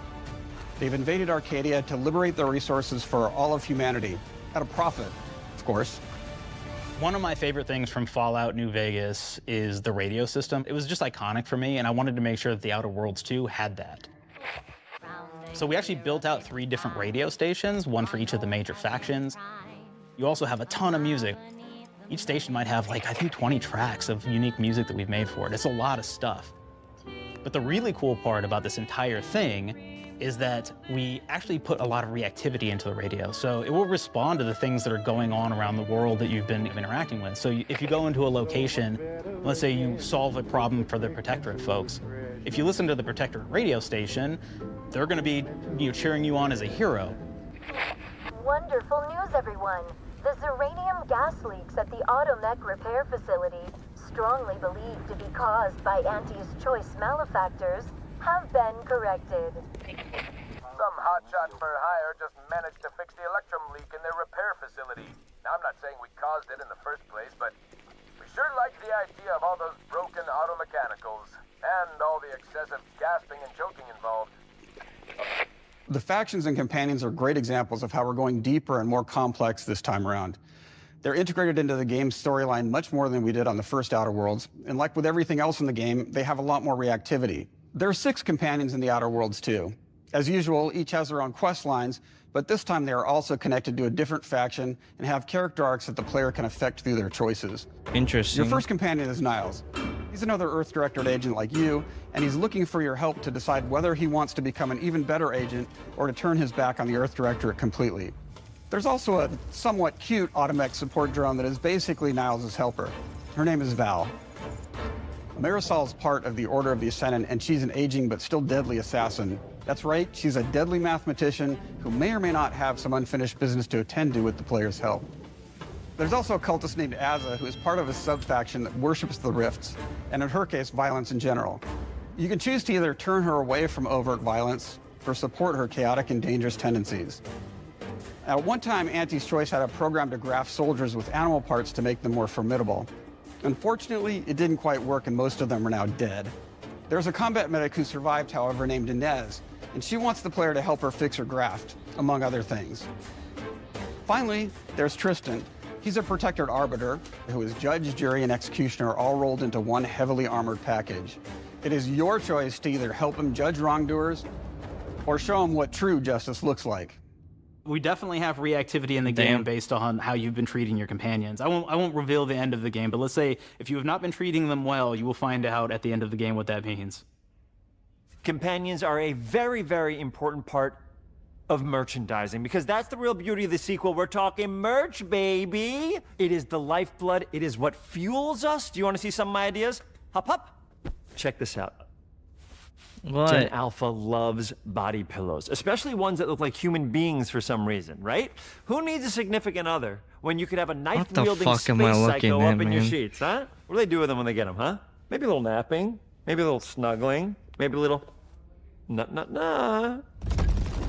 What the fuck, man? Why? The visuals of the first Outer Worlds depicted a frontier colony in space. The Outer Worlds 2 is driven by an invasion of the Arcadia colony system by Auntie's Choice, which shifts the visuals to be more reminiscent of a World War I-like setting in space. That evolution is seen across all aspects of the game, starting with the factions. How do you militarize everything, including extreme capitalists or math-crazed scientists? In a World War I setting, war comes with propaganda. The Sovereign uses it to maintain control. Auntie's Choice uses it to tell them that help they their did a bottom bad line. thing and then The they'll Order just wants respond. to show how it exists within the grand plan. Or just shoot somebody, I don't We want know. players to feel like Arcadia Just have is them be a from living, another breathing place. scarred by a long-standing war. Fairfield, one of the first towns you encounter, was Worked for once Serbia. under protectorate control, but has recently been taken over by Auntie's Choice. They don't just occupy the town, they rebrand it with their signature style, repainting buildings, posting guards, and adding propaganda-based holograms featuring Auntie and the Moon Man. Showing the towns evolving after the invasion helps us push immersion for our players. One of our priorities in visually realizing the world of the Outer Worlds 2 was making sure everything is clear and recognizable from the player standpoint. We want to make sure each faction has a particular look and design. So when the player is running across these vast, different environments and landscapes, they're recognizing the motifs and visuals of who they're talking to, what they're going to be talking about, and how that progresses throughout the story. The first Outer Worlds was really about the player interfacing with corporations. And while we have that in the Outer Worlds 2, we really want to express not just the corporations, but how the player interacts with other facets of the world, like government entities or religious structures. And then we elaborate on those. With larger environments, we wanted to encourage exploration by improving player mobility across the board. Now you can run, slide, double jump, mantle, and parkour your way through all of the nooks and crannies of these worlds. It really allows the player to just Come on, man, get rid of the fucking tarps and shit. We don't need things to signify, oh, we can climb here. Well, most games. We've aimed to make everything in the Outer Worlds 2 better from top to bottom. The RPG elements were the start, but that's touched our story, our art, and especially our gameplay. A good sequel is true to the original. That's first and foremost, right? Like, we all want to add in a bunch of things as you're making a sequel, right? We want to make it bigger and better in every way. That's what we were trying to do here. And I thought, we did not need this consultant. We've made enough sequels. We understand how to do this. And I will say, I don't think it's been entirely successful. I am very proud of the combat improvements we have made in the Outer Worlds 2, thanks to my patented combat system. You may be thinking to yourself, it can't be that good? Shush, what are you even talking about? You haven't seen it yet. Watch this. Put a helmet on, because I'm about to blow all of your minds with my COMBAT system, combat system. My name is Mark, I'm the head of sequels. Shall we begin? You're thinking, what's C for? C, capitalize the fact that the people loved the first game. We're gonna take those people, we're gonna make them buy the sequel, giving out pounds, pounds, pounds. Quick ones, ha, ha, not you, Dan. Here we go. What comes after C? O, optimize for player satisfaction. I am terrified of online gamers, okay? I wanna make them happy, so let's, okay? All right. Mobilize the players so they're ready for that sweet pre-order. Clap with me. Sweet. If you don't have rhythm, Brandon, just say it. Sweet. What the fuck am I Everybody has a looking different at? rhythm, and it's blowing mine. And here we go. B, burglarize. What is this? It's basically just finding new ways to loot dead bodies. You know what I mean? Right, Otis? Okay, well, it's a big part of the game. A, you gotta agonize about how many people are gonna be angry that we have just put so much combat into this thing and almost no romance at all. We should look at ourselves. What is wrong with us? Huh? We can't have one love story in this? How many people have been in love? Raise your hands. Raise your hand if you're in love. Okay, are you lying? I have a wife. Put your hand down. What the fuck? T, trois. In French, that means two. Sequel. I think that means Oh, three. that's Get ahead of three. yourself. Come on. The fuck, man? And how do we end it? Anything is possible. And we've established that we're the best there is, and there's no sequel better than us. And if I could just say one more thing, thank you very much. I know I've kind of changed the world of video games today. For The Outer Worlds 2, we wanted to improve gunplay in every way. The ego is wild. We focused on improving the feel of each weapon, the way a weapon snaps into ADS, the way recoil feels when firing, and how impactful our sound effects really sell the weapon's fantasy, to things like how unique reload animation can add a lot of character to each weapon. We've increased the variety of weapons by including new weapon types, but also through a host of fun and unique weaponry. We have things like the Borscht Blaster that fires out tumors that can explode like grenades, or can even be eaten by the player for additional health. We have a weapon called Rookie's Reward. Kind of disgusting. That will actually level up the more you use it throughout the game. And every time it levels up, it's got fun fanfare where it's like shooting out confetti and it's got a fun little setup. We have a really fun weapon called the pop-up gun. It fires out ad drones that will distract your enemies with corporate ads, slogans, and jingles. While your enemies are distracted, you can focus fire on them or explode these drones for additional damage. New to The Outer Worlds 2 are throwables. So you can use frag grenades to flush out enemies, smoke grenades to camouflage and escape, distraction devices I thought we already bait had that. enemies into a stealth attack,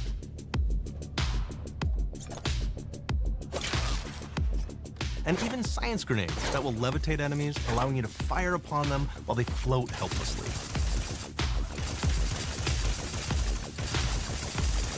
And of course, science weapons are back. We have returning favorites, like the Shrink Ray. This time it's been upgraded so you can shrink your enemy down to the size of a sprat and run over them, exploding them into bits.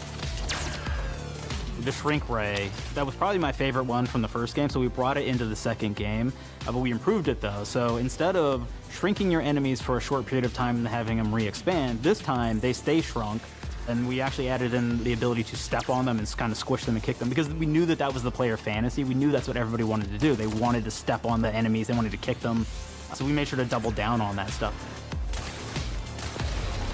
In addition to things like our returning favorites, we also have some really fun and unique new science weapons. One of them is called the Armageddon. This one's really cool because it actually shoots out these masses that are like these little arms that will stick to people or cover or all kinds of different things, and they will continue to just hit them until they get destroyed. And we have another one that's just super cool called the Spectrum Dance Saber. This is a melee weapon that actually lets you attack to a musical beat. And if you continue to do that, you'll actually get additional bonuses each hit you do. One of my personal favorite weapons is called the Big Bang. It's just a big freaking gun that uses material harvested from rifts to shoot out a giant ball of energy. It's basically the BFG from Doom. In its path. Now, ammo's extremely rare for this weapon, but you can use it in just the right situation to devastating effects. Like another great one is Gary. If you wear Gary, you will lash out at your opponents as you're walking through combat. So we even have science armors, and we've really kind of shown off what we thought was really great for the player from a science perspective. We're all about letting people play the game their way. There are some players who prefer to be immersed in a first-person view, taking in all of the details. But there are others who really prefer to take the world in from a third-person perspective. Why not allow both? Well, now you can swap between the two, letting you enjoy the experience in whatever way you like.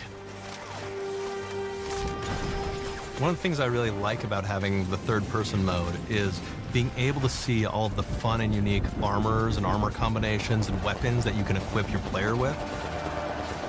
All of the actions that you could do in first person, so you're double jumping I'll say this, that there were some benefits actually in playing it in third person, but there's, and vice versa, there's also benefits for playing the game in first person. At least from how I was. The Outer Worlds 2 is really the biggest game we've ever made. Bigger choices, more reactivity, more weapons, more things to find in each of the worlds the players can visit. The team has done incredible work bringing the Outer Worlds 2 to life. And we can't wait for you to play it. Even though we've always been a multi-project studio, this is going to be the first time we've ever released 3 games in 1 year. It feels amazing to do. We're so excited for more people to be playing our games. It is truly an exciting time here at Obsidian. We're exploring worlds big and small while expanding on franchises that we've created, and we have no plans to slow down. We hope you all continue to come along with us as we do what we do best, make your worlds your way. I mean, Avowed did alright. I am kind of hoping that Outer Worlds 2 does turn out good because I play Outer Worlds. I love the Outer Worlds. I never played Fallout. It's always been a game that I just put in the back of my mind, but I did try out Outer Worlds, and I'm like, I guess it's like a taste of getting if I was to play Fallout. I still need to play Fallout though. With the Outer Worlds 2, we're all about the best place to play, which is also the promise of Xbox. You can play the Outer Worlds 2 on this Xbox, but it may be hard to play it when you're staring at all these beautiful holes. Let's cut that. You can play the Outer Worlds 2 on this Xbox. Oh yeah, now that's Microsoft. Or you can take a phone call on this Xbox, then play the Outer Worlds 2 right after. Excuse me, I'm getting a call. Hello? What am I doing? I'm playing the Outer Worlds... Hello? Yeah, this is Mark. I didn't know I had jury duty today.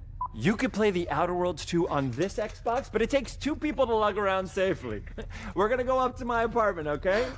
And this is an Xbox you actually wear that also plays the Outer Worlds 2. What do you think, Claire?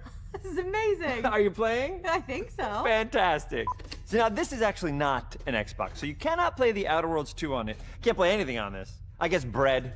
You ever play Bread where you take it out of one slot, put it in the other? I don't have friends. If you pre-order the premium edition now, you'll get early access, which is like a prequel to the sequel, or is launch the sequel to the pre-order. All right, bro. Or like, why are any of us alive at any time? It doesn't matter. Either way, my job here is done.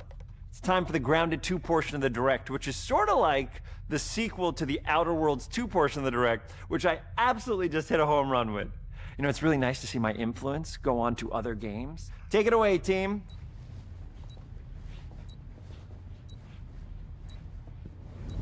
And big exit.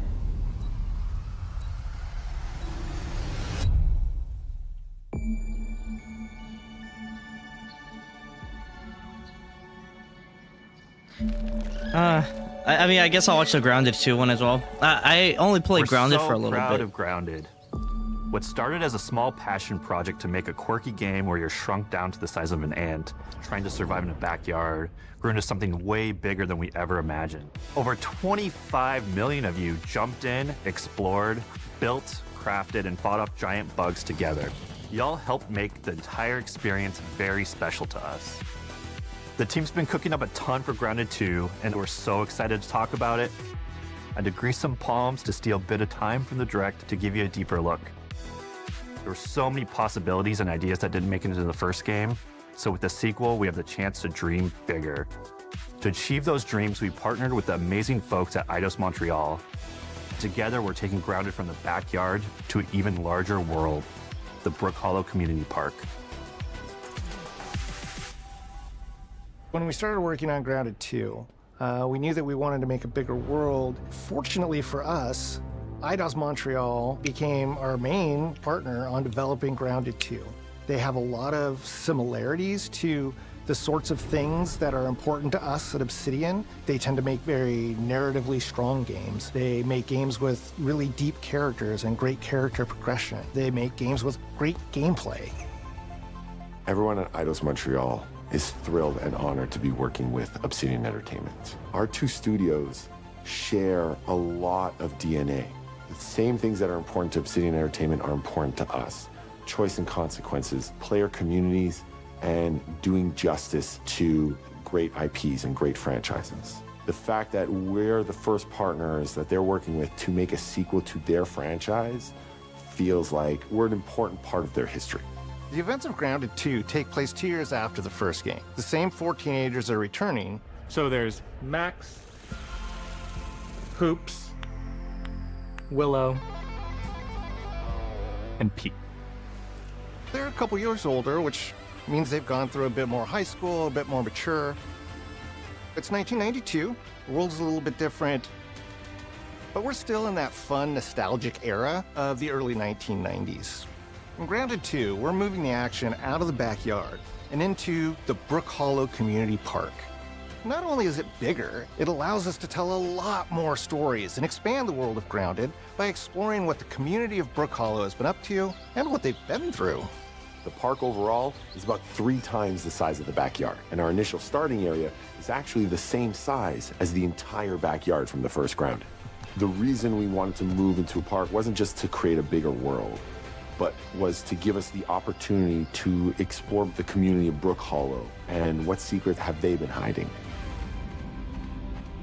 What we love and what we're excited about in terms of the park is the opportunity to create environments and landmarks that are mundane at normal size, but are colossal wonders when you're the size of an ant.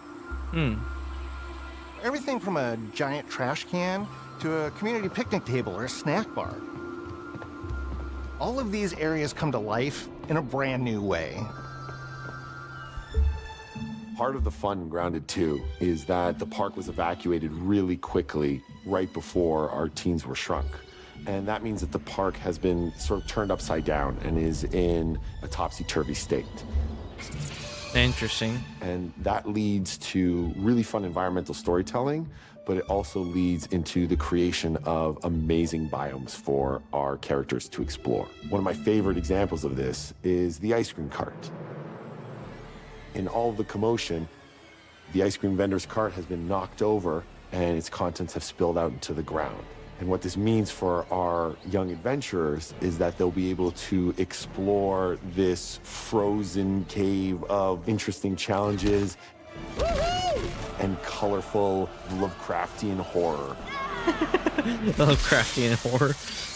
We have one anthill that's actually somebody decided to bury a bunch of toxic stuff in the park. And so there's all these toxic chemicals underground. The environment looks very cool and very spooky with all of these sort of chemical pools. And of course, nothing can live down there except for one type of insect, the cockroach. We're oftentimes reinventing environments. I fucking hate cockroaches, man. Stuff. You do a lot of fighting against insects of all shapes and sizes. We didn't just want it to look better, we also knew we wanted to add a new layer of strategy. The changes that we've made aren't limited to tuning animations or adjusting attack or defense numbers or making characters or insects move faster or slower. But we did all that too, but there's also an entire sort of rock, paper, scissors strategy involving light attacks, heavy attacks, and blocking. We've also added dashing as a new way to both get out of danger quickly or jump in for a quick attack. And almost all the insects in the game will have these abilities now too. Sort of like a chess match, but one that's super frenetic, looks super cool, and is ultimately just a ton of fun. We're leaning into clear play styles for tanky warriors, low defense, high damage rogues, effect-wielding mages, and ranged hunters. In the first Grounded, we have mutations, and there were weapons and armors that favored different playstyles. In Grounded 2, not only will there be passive mutations, but there will also be active mutations. And a lot of those mutations support these archetypes. My favorite way to play pretty much any game is chasing after those game-breaking builds. And that's why I'm so excited for what we're doing with archetypes in Grounded 2.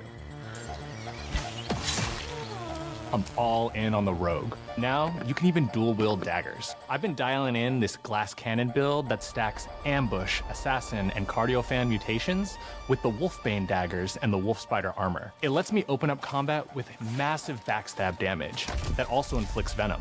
Then, I can use the extra stamina to reposition and try to dodge, rinse, and repeat. It's high risk, high reward, and absolute chaos in all the best way. I'm looking forward to seeing what wild combos the community comes up with and what they inevitably break once they get their hands on the archetype system. It's going to be awesome watching it evolve with player feedback and watching us try to keep up with all of your game-breaking builds. One of the great things about Grounded is the variety of players it attracts, from builders to crafters and everything in between. If you've ever watched me on Casually Grounded livestream, you'd know that I'm neither. I am a murderer of insects. Personally, I prefer the term harvester. I love going out, hitting things, and bringing the materials like insect body parts back to my friends to use. Sounds like a fucking This way, serial we killer keep progressing thought, and like playing mindset. together. We're also trying to make sure that armor and equipment are easily understood by the player, especially when they're playing co-op with their friends. It was really, really important for us to deliver on all of that for the bigger space and experience, because that was the only way we could truly support the feature the community has been asking for since the very first Grounded release. Mounts. Our mounts, we call them buggies, have an entire suite of moves and have their own special abilities and attacks. We really wanted the buggies to be an extension of the player in every way possible. And that meant making sure that buggies had unique and valuable abilities across all the core pillars of Grounded. So that doesn't just mean exploration and travel. That has gameplay implications for combat, crafting, and building as well. Just like how we wanted to expand on That's actually playstyles that's throughout the actually game, interesting. We're gonna make sure that every buggy that we add has its own personality.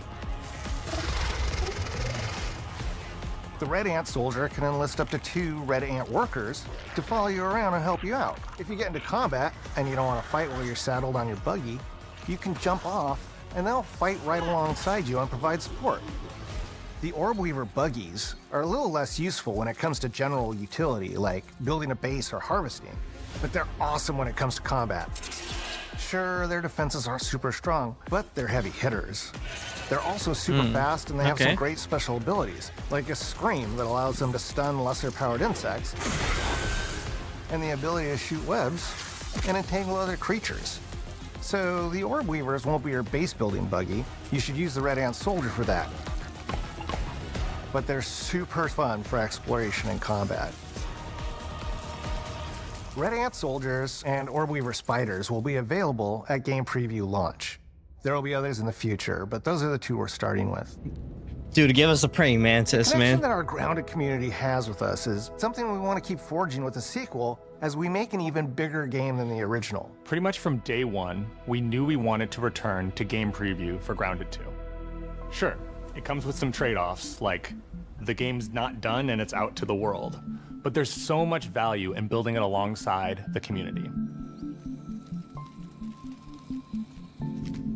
Buggies change how you traverse and navigate the park. What we're doing with Grounded 2 is we're actually keeping zip lines held back so we can see how players engage with buggies, and then we can tweak zip lines to bring them back over time to really complement that buggy experience and make exploring the park far more fun. That kind of feedback loop helped shape the original Grounded, and we wanted to shape the design for Brook Hollow Park, archetypes, buggies, all of it. We also learned a lot from that first time around. One thing that stood out immediately, players blaze through our content, especially the story. That makes sense. Story, characters, world building, that's kind of Obsidian's thing. It's the flavor we bring to the survival genre. So this time, we're starting with a much bigger baseline. There's been an explosion at Brook Hollow Park. Chaos descended on a ceremony commemorating the 2-year anniversary of when 4 teenagers were miniaturized against their will.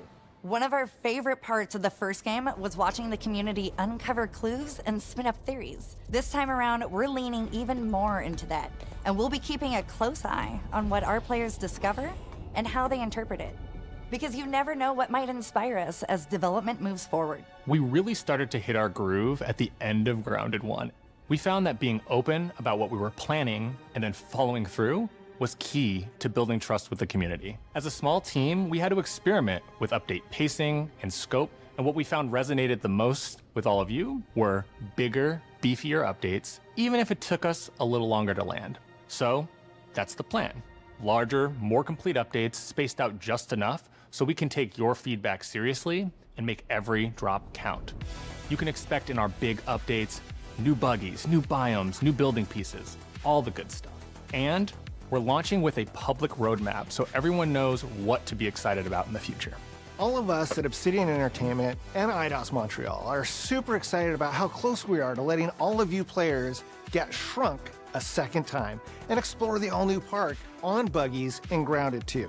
If you're a returning Grounded player, we're really looking forward to you experiencing all the improvements. If this is your first time getting Tiny, then all I can tell you is that a world with an entirely new perspective and an entirely new feel awaits you in Brook Hollow Park.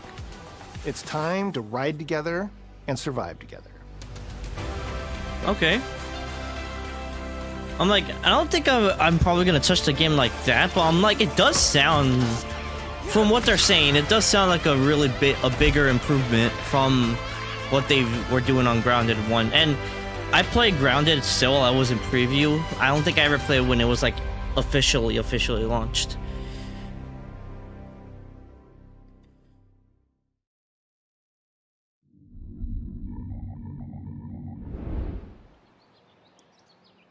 We're probably gonna get like the whole montage preview now. Yep, here we go.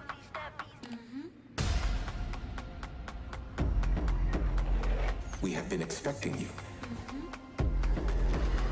This is where it starts. God, the Black Ops one got me so off guard though. I was like, yo, what? Oh, hey, this game looks freaking cool. And then I just see Mason, then I saw my, oh my God, brother. Let's do this. I'm in. I'm here to even the odds. We got nothing on Perfect Dark though, which is kind of unfortunate. Here's to playing in the mud. And when we need their help, they send us a hero. Here we go.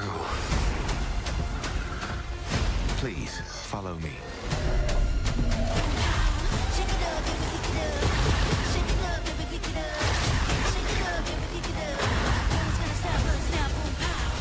Well, hello there.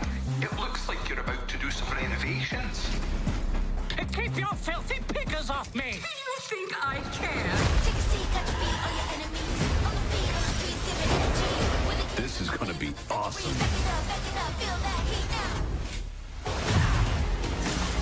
Mayday! Mayday! So far, Clockwork Planet 2, the Moondog 1 also looks interesting. Outer Worlds 2, Clockwork Revolution.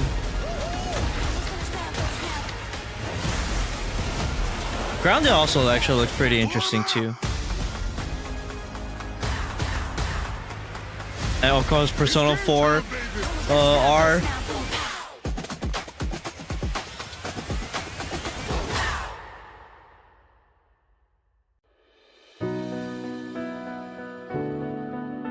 Alright, and there we go. We made it to the end. We are finished with the Xbox preview showcase. As I said, I'm going to put timestamps for both, for the main showcase, for Outer Worlds 2 and Grounded, whenever I get to it. I'm like, I'm gonna see if I can like manually put in the chapters. So that would just require me seeking through the video and stuff like that. Oh, it's gonna keep playing. I'll just go ahead and mute it now.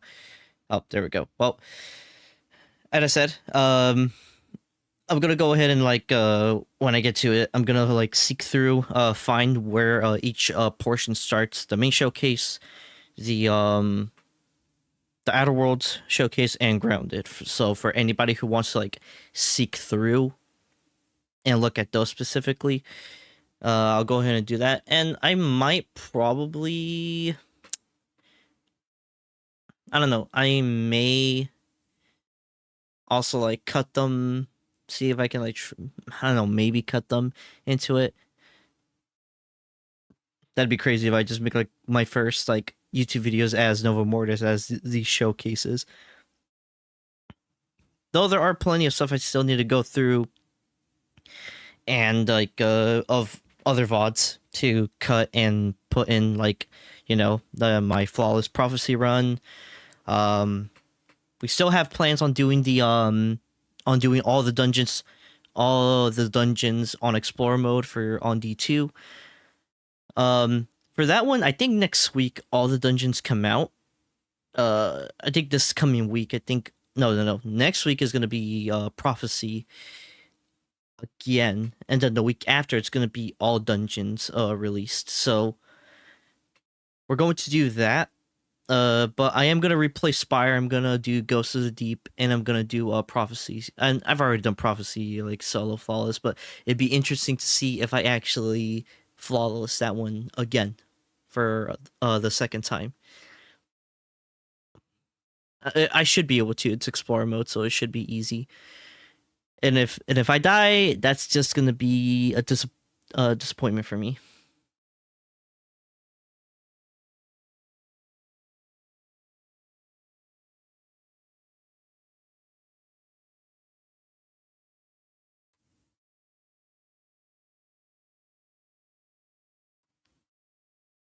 I just realized I had the C in Showcase, so it didn't matter for me changing the name for it. But it's whatever.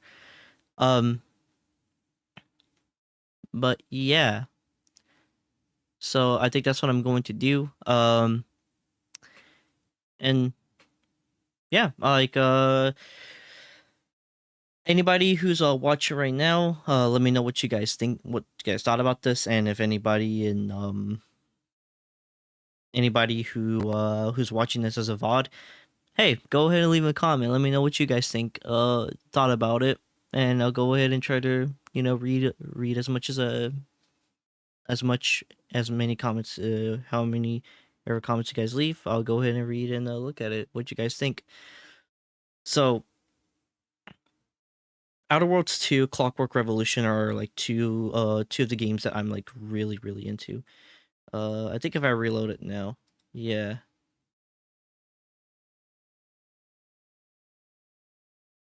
Through here. Yeah, because the first one that they started off was Outer Worlds. Yeah, Outer Worlds was the one that started off. I never played High on Life, so I never really I never really cared for High on Life. Oh yeah, Resonance. Resonance also looked interesting. So was it Resonance? Plague Tale. That looked interesting too. So I'm interested to see how that turns out. Oh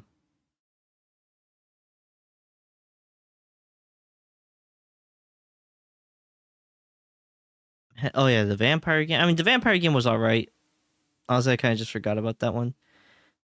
Koei Tecmo.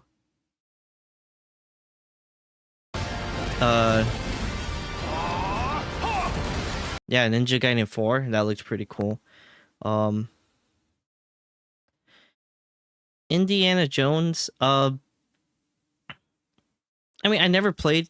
I think it's the Great Circle. I think Order of the Giants is the DLC, but I never played the Great Circle, so I can't really say.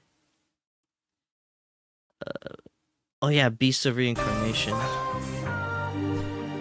Dude, the soundtrack on this sounds so fucking good for me. And it's the fact that it's a Game Freak game, and I barely seen Game Freak make any other games. And as I said, let me know if there's hold up, but let me know if there's any other games that Game Freak has made besides Pokemon. Because I'm like, as I said, for me, it's the first time ever seeing them. I think Fiction's right here. I think that's like a co-developer. But still, the fact that they're taking taking charge of developing this game. So just let me know if there was other games that Game Freak has made besides Pokemon. And I'll also try to do my own research too about it. Oh yeah, the Clockwork Planet trailer.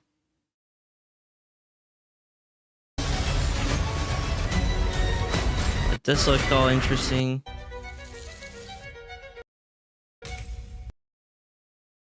Coming in due time. We have the Grounded one.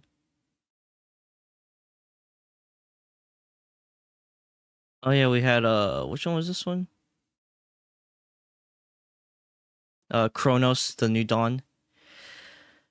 Kind of how that was working. It may give me aesthetics of the one game Ill that was shown on Summer Games Fest. I realized that they had put a trailer for that one, and I was just like, oh shit, the project's actually real.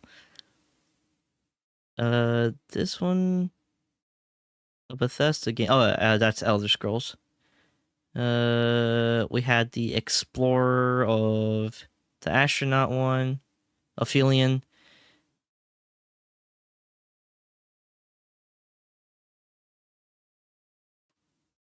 There are no ghosts at the ground. This actually looked interesting. I wasn't paying too much attention because I was like getting rid of a bot. Let's see. There is that one.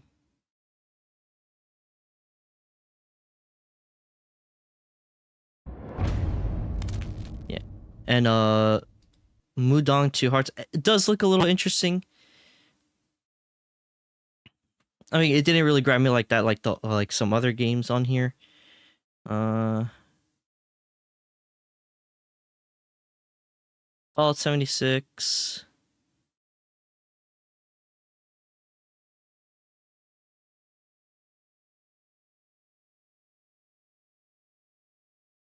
Oh yeah, the soul leveling. No, I'm like, I don't care about that.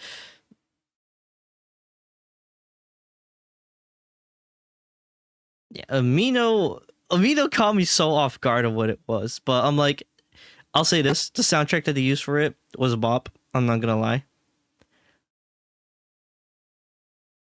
Tony Hawk, the fact that they threw in that one song in there caught me so off guard. This one, side scroller one looked interesting. At Fate's End. Gears of War. You know, I'm glad that everybody's able to play it. Nobody should be mad that this is going to other platforms. It's been however many years since Gears of War came out on the 360. Dude, this caught me so fucking off guard right here. It first started with the shrine, and then when it started showing the classroom, I was like, no fucking way, man.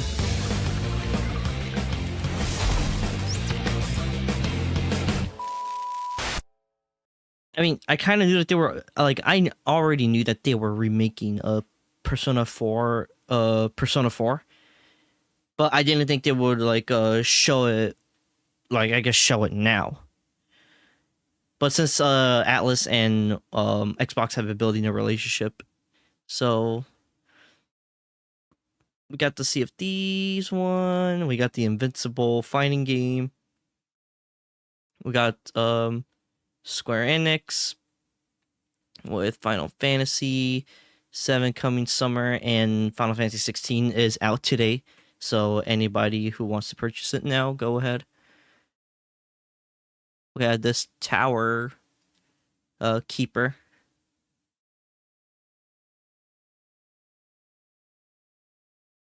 And this trailer was caught me so fucking off guard, man. Is designed to save lives.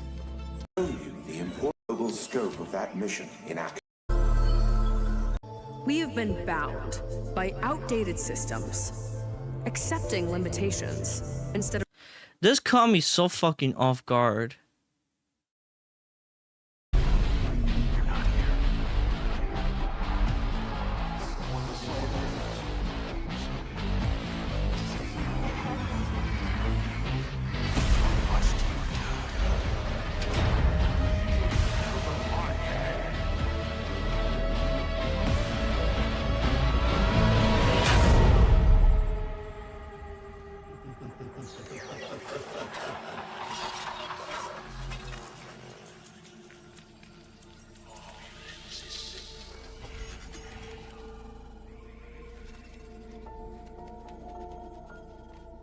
Fear is a powerful thing.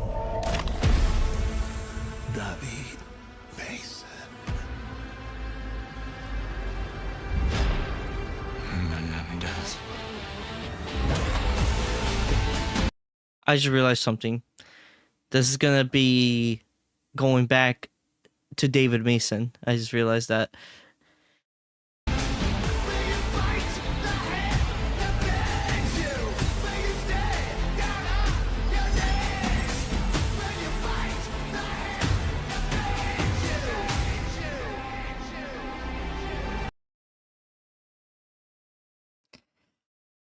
Like the cinematic trailer caught me so fucking off guard, man. And I was like, yo, I'm like, okay, I'm like, you're starting to grab me interest. And then I didn't hear David that well, but I should have heard it that way because it said David, because that's how you pronounce it in Spanish. But I heard Mason, and I was like, fuck, it's a fucking Call of Duty Black Ops game. And we're already at fucking 7, man, bro. Honestly, the Black Ops sub-series to me just needs to end. I'm like, how much stretched out can this fucking story, can the Black Ops story get already? But anyways, I'll go ahead and just throw it back here at the end. But yeah, that was overall the Xbox showcase. I thought it was actually decent. It showed pretty good. I'm glad that they finally showed more off of Clockwork though, because it was one that actually grabbed my attention. They showed off Outer Worlds 2, which looks also really fucking good. And I played Outer Worlds 1, and I hope that actually turns out into a pretty good game because I actually really enjoyed Outer Worlds. And it helped me get a taste as to a game like this, and potentially when I play Fallout, you know, I have it'll have like a similar feel to it, although probably be very different from something like Outer Worlds. What else? But you know, Persona 4 is getting a remake, and I haven't played before. I've watched so many people play fucking Persona 4. But it never really sticks to my head, actually. I was watching some people play Persona 3 Reloaded. It doesn't really stick to my head like that as to what's actually going on. So, like, if you were to tell me about Persona 5, then yes, I could tell you what fucking goes on in that game, because OG Persona 5, I played it over and over and over again. I played Persona 5 Royal only once through, though I still remember a good amount of things of Persona 5 Royal. Persona 4, not too much. I only really know, like, I think the first hour or two that you play of the game, and I never touched it. I just remember from seeing people play Persona 5 Gold, and then you know, on when they were like recording that stuff for like the PSP and playing it through on Steam. But seeing a teaser glimpse of Persona 4 Revival caught me off guard. And I was like, holy shit. I'm excited for Persona 5 Revival, Persona 4 Revival. I still haven't bought Reloaded, and I need to play Reloaded, Persona 3. Though I am the type of person though who's kind of waiting for them to like take the shot, like for Atlas to bite the bullet or take the shot and start production on remaking Persona 1 and 2, because I kind of more interested in how the story for those games are. You know, well, all of them are equally while all Persona games are like equally like dark stories for like a bunch of teenagers and adults. Well, Persona 2 is only really that. Well, but but yeah, I really want to see though 2 being remade, but it's the fact that 2 is a duology, basically, because Persona 2 is split into 2 games.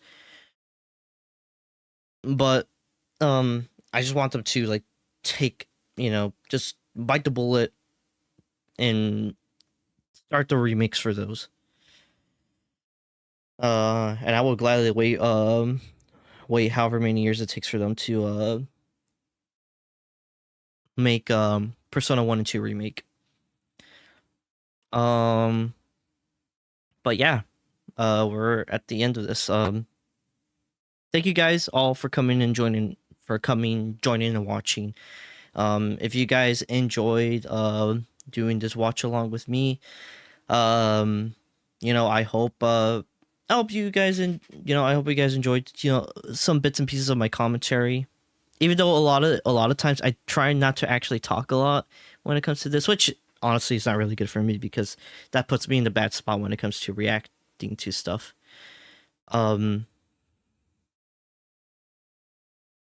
Because some people will probably be like, hey, he's not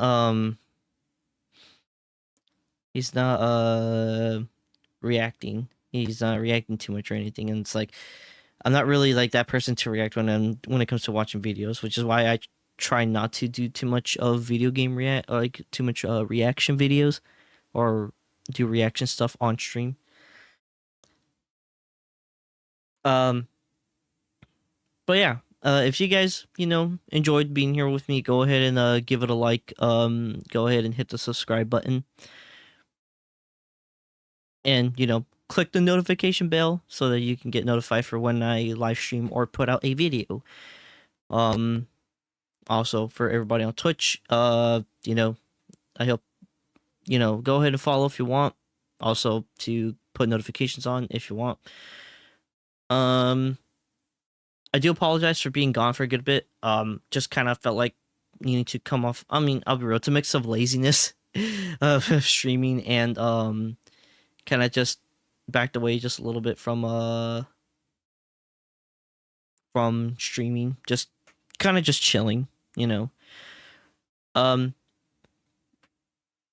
Also just been putting I just been putting work first and just doing that. And yeah, I just been putting work first, because this is not something streaming is not something I always do. And I mean, it's not really a job that takes too much time out of my day, so it's like I don't really have an excuse for not streaming. I just honestly, when it comes to that, it's just also laziness on my part. So I do apologize about that. I also wanted to talk about something I kind of thought of. And I don't know if I'm going to make like what I'm about to talk about. I don't know if I'm going to make an actual like video talking about this. I'm probably not, but I might as well go ahead and talk about this here since we're at the end. I have been kind of doing some thinking. And I think it's a possibility that I might probably stop streaming on Twitch.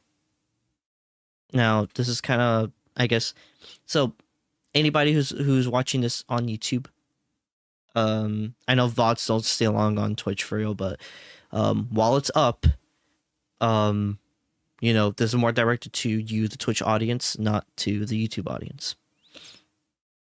And as I said, I might or might not make this into a video. I'm not sure. So, yeah. I just want to say that I'm probably not going to, I'm probably going to stop streaming on Twitch entirely. So, it's a probably. It's not like a definite yes or no, but it is leaning towards the likeliness of it happening. The reason why is because I don't really want to bring this stuff on here because I don't really want to make my channel and stuff about controversies or drama or anything like that. That's the last thing I want to do for my channel. For my channel / reputation, even though I find myself in somewhat of a controversial. I mean, I don't really find myself. I mean, to some people, I might have controversial things I say, but I'll go ahead and say this. With kind of how the state of Twitch has been being with especially when it comes to people on political side being more and more prevalent and more speaking a lot. Unfortunately, this comes with the case of, you know, with Hassan Piker, his orbiters, and the whole politics stuff, and with like that space percents. And of course, like I know a lot of people also like Asmongold, but I'm like, and he's not necessarily the problem, but but with him talking about it, it's also piling up on there too. Whether he wants for it to be or not. And I don't think he wants that to be the case, though. He has stated pretty clear that he would not want politics on the site at all.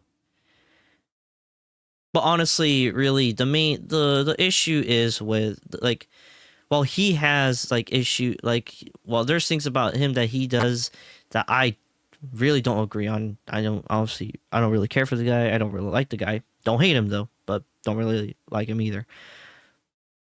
But the actual main problem is really with the very political streamers on Twitch, like Hassan, Frogan, Denims, and all those types of people like that.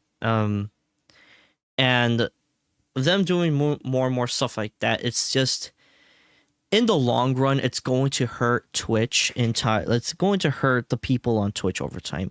And it's going to be hurting also the smaller streamers on Twitch, even decent-sized streamers on Twitch. Those are going to, decent streamers and very small streamers on Twitch. It's going to, from the very small to the decently sized, and I'm not talking about also the big, like the very big Twitch streamers. I'm not throwing them in there. So your Asmongold, your Kaisenuts, like your Miskiffs, your XQCs, your Iron Mouses, and all those people like that. It's not going to affect them. I don't think they will be really affected like that. Maybe they will, I don't know.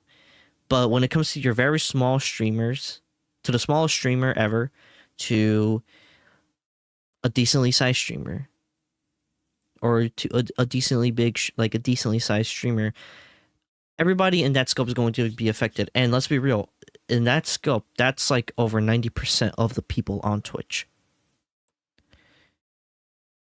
The 10% might get hurt. They'll probably be fine.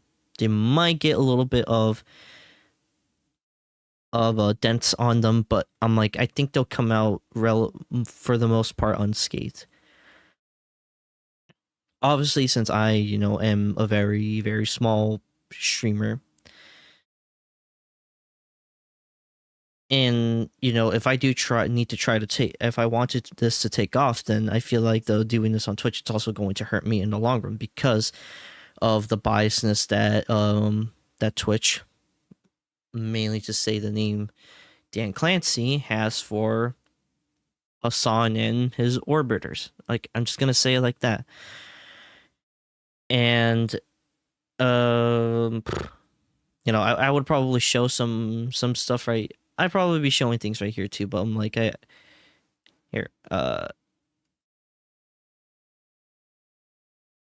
like, I don't know.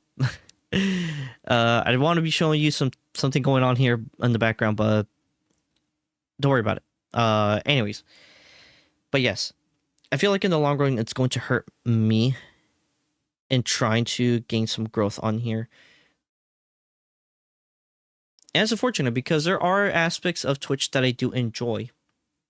And I think having Twitch as part of this multi-stream thing that I'm doing is a positive.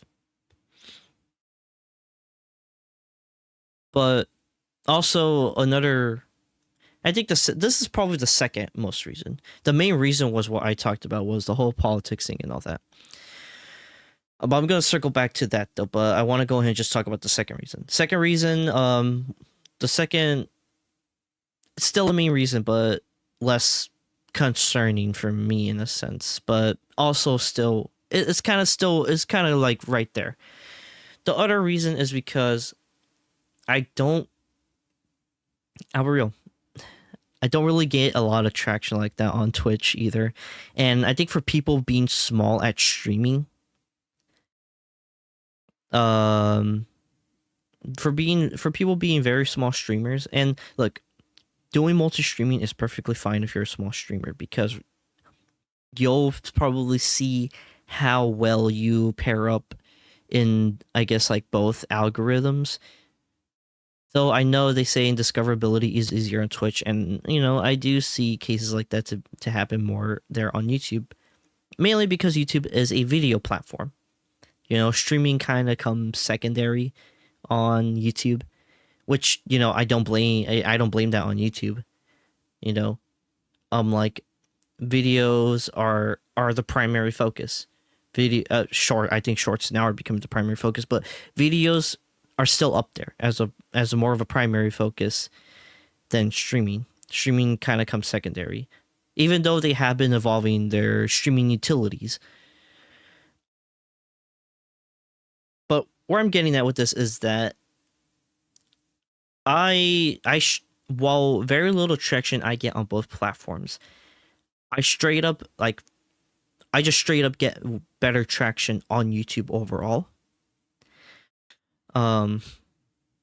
Rather than Twitch. And you pair, and mainly because I started on YouTube, all the way back in like 2013. 2012. I started on here. I uploaded videos here.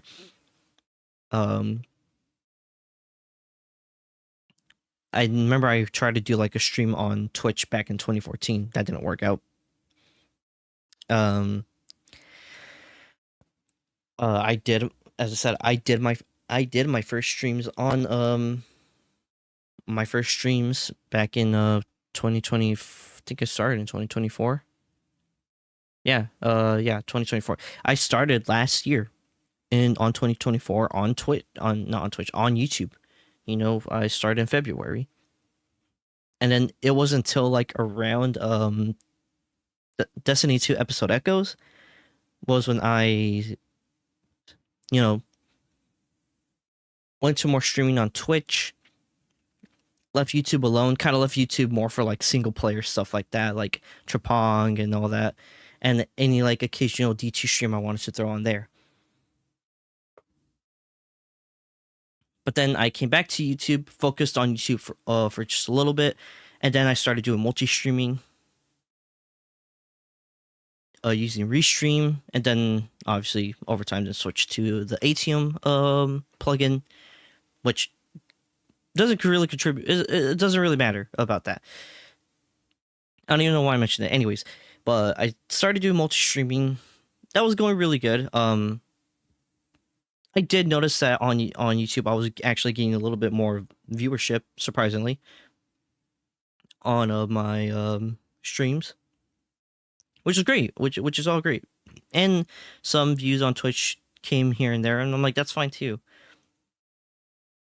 But I think it's just the fact that I have made more of an established myself more on YouTube, that trying to have two audiences from two different platforms, especially as a person who's very small here, is not really anything that is not really great.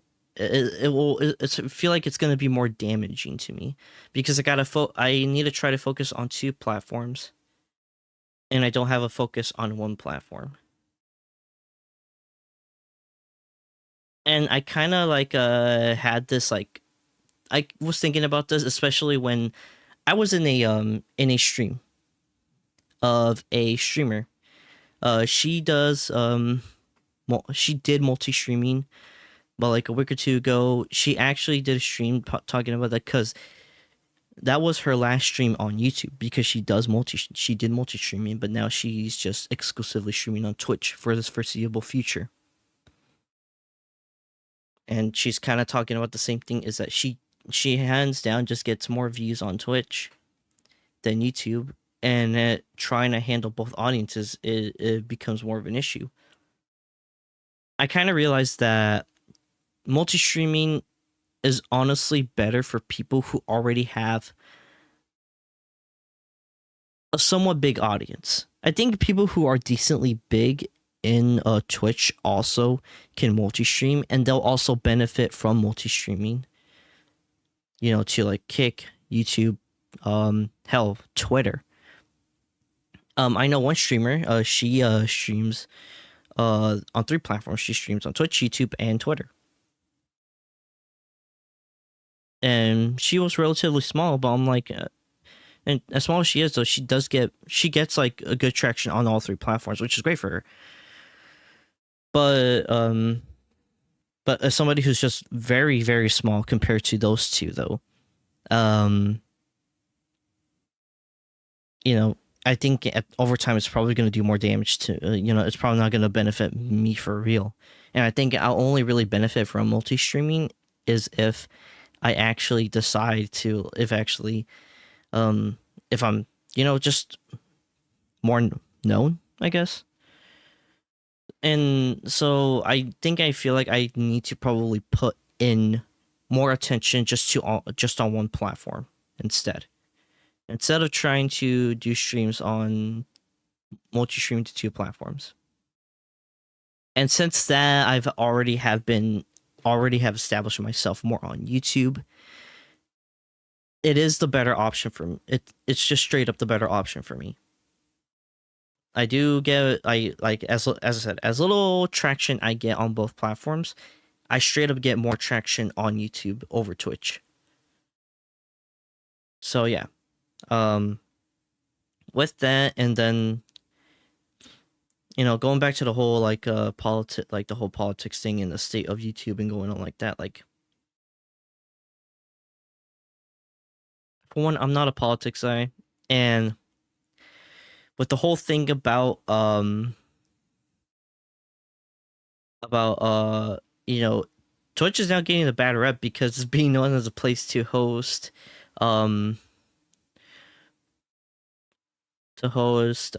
cleavage streamers, which is honestly the secondary concern for them, but the primary concern is for men who propagate / for streamers who propagate / promote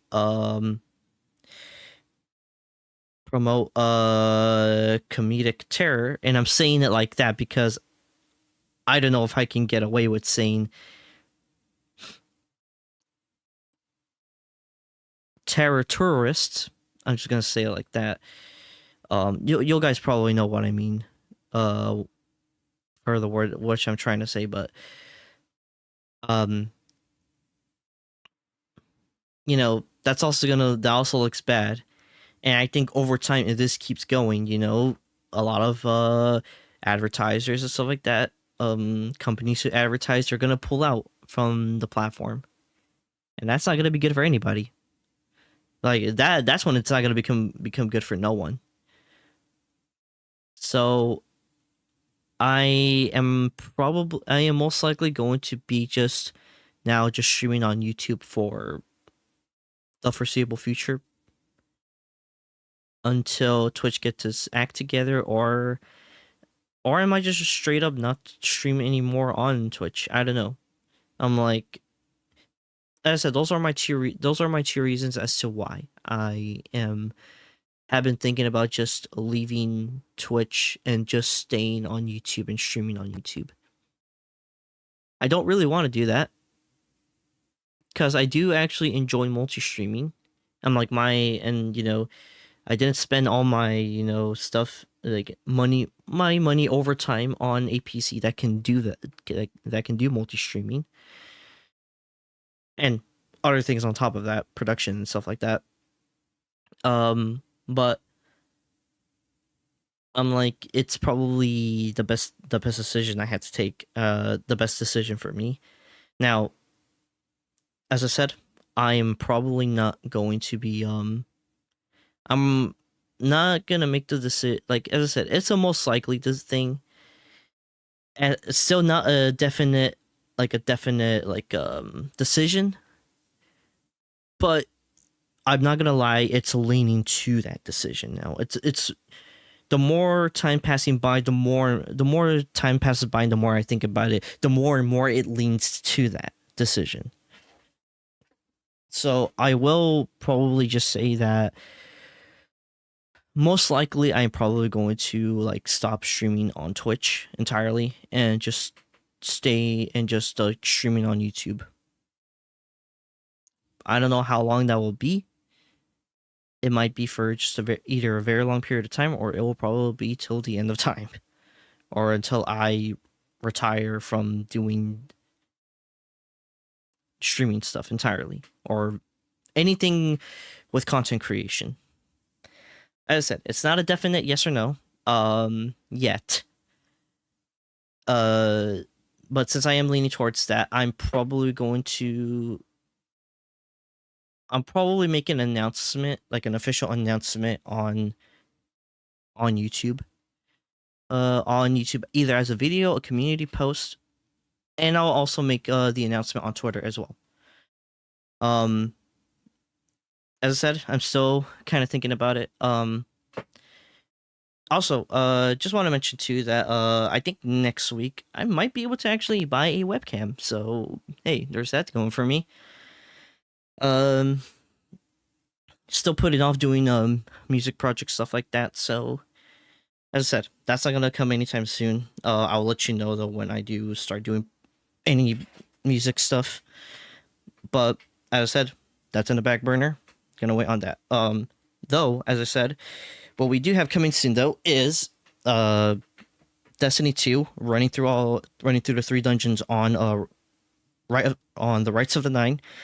We still have Expedition 33 that we got to go through. I actually haven't touched it since the last stream, which I maybe probably should have, to do like some offline grinding, and maybe like getting the little Patank enemies to get their loot. I might or might not do that. I might do that on stream or off stream. I don't know. But anyway, we do have that. We've kind of looked at the games through here and which ones I'm interested in. Once again, I apologize for having the little like pep talk that this little like TED PSA pep talk powwow, whatever you want to call it. But yeah. Once again, thank you all for coming in and watching in such short notice too. I hope you guys have a great rest of your Sunday. I hope you guys have had a good morning, afternoon, evening, night, in whatever ways. Go ahead, stay hydrated. Posture check yourselves. Get up, move around, get the blood flowing so that your body doesn't stay stiff at all. And if you guys have stayed this long along with me, go ahead and go to any other creator you like, watch their stuff, watch other people's like thoughts and reactions, see what they think too. And if it's night for you guys, and if you stayed up this long to watch me, go ahead and head to bed, because you guys deserve it. So I'll see you guys in the next stream. Later, everybody. Peace.